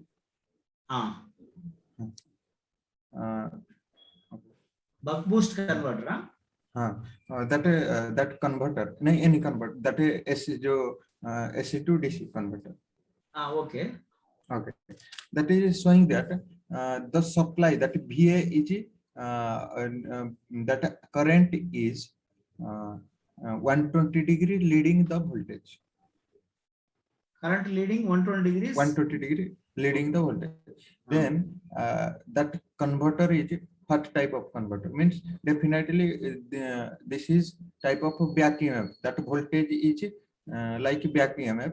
So that Yes, yes. that means I have to clear that concept only. That, Why back EMF it is acting? Tell me. Current opposing, na current you divide into two components. Angle is more than 90 degrees means component of current will become opposing only. okay. Angle is less than 90 degrees, voltage current angle, a component of current. Cos phi component you see, cos phi component, it will become in phase opposition. More than 90 degrees, 120 degrees, it will become more than. Yes. That is also way. How you can say generator and motor means E and IA is there, na?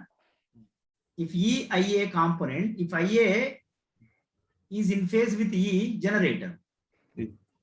Phase opposition, motor. Okay. Hello, sir. Hello. Yeah. Sir, this slide number 16, sir. Mechanical power maximum calculate that derivation. Okay. This one. Yes, sir. That V square by 4 RA. When we substituted E value, sir, in last we have got V square by 4A, but in before step, you have cancelled that ZS square and ZS square. Okay. Sir, but that how Z square came, sir? Z square here also there, na? This Z, E square is there, na? In place of E square, I am writing V square Z square by 4 square, this part. But here RA, ZS in the ZS, E square place only, this will come. But in the denominator again, ZS is there, RA by ZS is there. Okay, okay, sir. Okay. RA by ZS square. Okay, okay, sir. Oh, fine. Hello? Hello, sir. Yeah, tell me. Sir, what do you mean by, sir, like pull-in torque, pull-out torque, like and detent torque? Means in some of the question I seen that. Detent torque you will get in the case of a stepper motor. Okay, because in some of the questions you are given in booklet, they are on stepper motor and saying about holding pull-in, pull-out torque like that. Yes, yes, yes. On synchronous machine, It is there, but it is not there in the gate ES examination. It is there. Okay, okay, because that's given in a gate booklet, sir. That's why I asking. 2004 it was there in the syllabus. 2004, 2008 stepper motors were there. But now it is they are not included. It is there in the ESC examinations. Okay. Thank you, sir. Okay. Right. I'm closing. Hello, sir. Hello. Hello, sir. You told that under-excited synchronous generators absorbs the under-excited synchronous generator absorbs leading VARs. Hello. Yes, sir. Hello. Tell me. Hello. Yeah. Under-excited synchronous generator absorbs leading VAR, sir, and you return there. It delivers the leading VAR. Generator? Sir. Yeah. This slide, no? Yes, sir. Deliver lagging VARs. It is operating at lagging power factor means current is delivering lagging current. And lagging VARs delivering. In comparison, you told that under-excited synchronous generators absorbs under-excited machines absorbs the reactive power. Yes, correct. That is okay. And here general way I have given. When question particularly is asking, say, lagging VARs or leading VARs, then you have to apply this concept. And here, sir, it delivers the leading VARs. I can read. And that's here, that's correct only. Here, yeah. That is correct. This is correct only. At that time, I didn't introduce that the inductor capacitor concept. If I tell there, at that time itself total confusion. Till the end of topic, you will get inductor capacitor. You will think about. Okay, sir. Okay. Specific case, you just have idea. Just keep in your mind. Whenever he is asking a question, then you think about. Options are given in this way. You think about. Otherwise, simply leave it. Okay, sir. Okay, It sir. may be deliver leading reactive power, operated lagging power factor. That question will be clear. First, whatever you have given us some question, it will be same. Yes, sir. If it is Yes, sir. asking options A bit, B bit, C bit, all these combinations is using, say, now you search for correct option. This things. Okay, sir. Right? Okay. Yeah. Right. Sir, hello sir. Yeah. Tell me. Sir, my doubt is regarding previous classes. Sir. Huh? The previous classes regarding the doubts. Tell me. Sir, in phasor diagram, sir, the load power factor angle phi and there is another angle delta load angle. Yes. Sir, is phi always greater than delta, sir? Phi? Always greater than delta, sir. It may not be, not necessary. Sir, It may not be necessary. And your doubt may be, sir, when the equations are valid, that is your doubt. Huh? Yes, sir. Equations are always valid. It may be phi, may be more or less. So for example, delta, for example, 40 degrees, say 40 degrees. Yes. 0.8 lagging if you take. 0.8 lagging means 36.86. It is less only, Yes, na? sir. If it Yes, is sir. delta some 30 degrees, say, then phi is more. Now you don't think about that phi more or less equations are valid for any value you take, you solve the problem, you will get answer. Sir, the equation, sir, E equal to B cos pi plus IRA, that equation, sir. That equation, yes, Sir, that will be, yeah. Sir, plus for lagging power factor, minus for leading power factor. That Yes. equation. Yeah. So, the power factor means, sir, the load power factor, phi, no, we consider. Phi. V and IA, angle between V and IA you have to take. Psi Sir, in only, leading, sir, in leading power factor, if we take delta less than phi, sorry, phi less than delta, sir, in that case, sir, psi will be delta minus phi, na? Okay. Equation whatever I have given, not always, it is also not always correct. For example, say general way I have given, and that will be valid for any angle, numerical values if you solve, you will get it. For example, your doubt is this is E, okay? E. Yes, sir.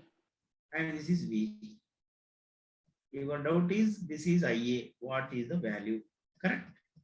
Yes, sir. AD. This is delta. Delta. This is phi. This is phi. Yes, sir. This is psi. psi. And now psi is equal to according to delta minus phi. Phi, sir. Perfect. Now tell me this is E. This is V. Then what about this? This is phi minus delta, sir. Psi is equal to phi minus delta. Phi minus delta. You take this or this, you will get if you take this for any value, your answer is going to be correct. E is equal to V cos delta plus IQ RA is there, na? Yes, there it will take care about. E is equal to V cos delta plus IQ. IQ is equal to IA sin psi will come, na? Yes, sir. There psi, if it is negative, say it will take care about. Sines all that, plus minus it will take care. The question itself, they will readjust. So leading lag. It may be leading or lagging. Lagging, leading. We only consider phi. That is phi. You blindly follow this relation. Okay. Blindly follow this relation, and you can see the direct options. Yes. Thank you. Okay. Right. I'm closing the session. Okay. Tomorrow we will meet.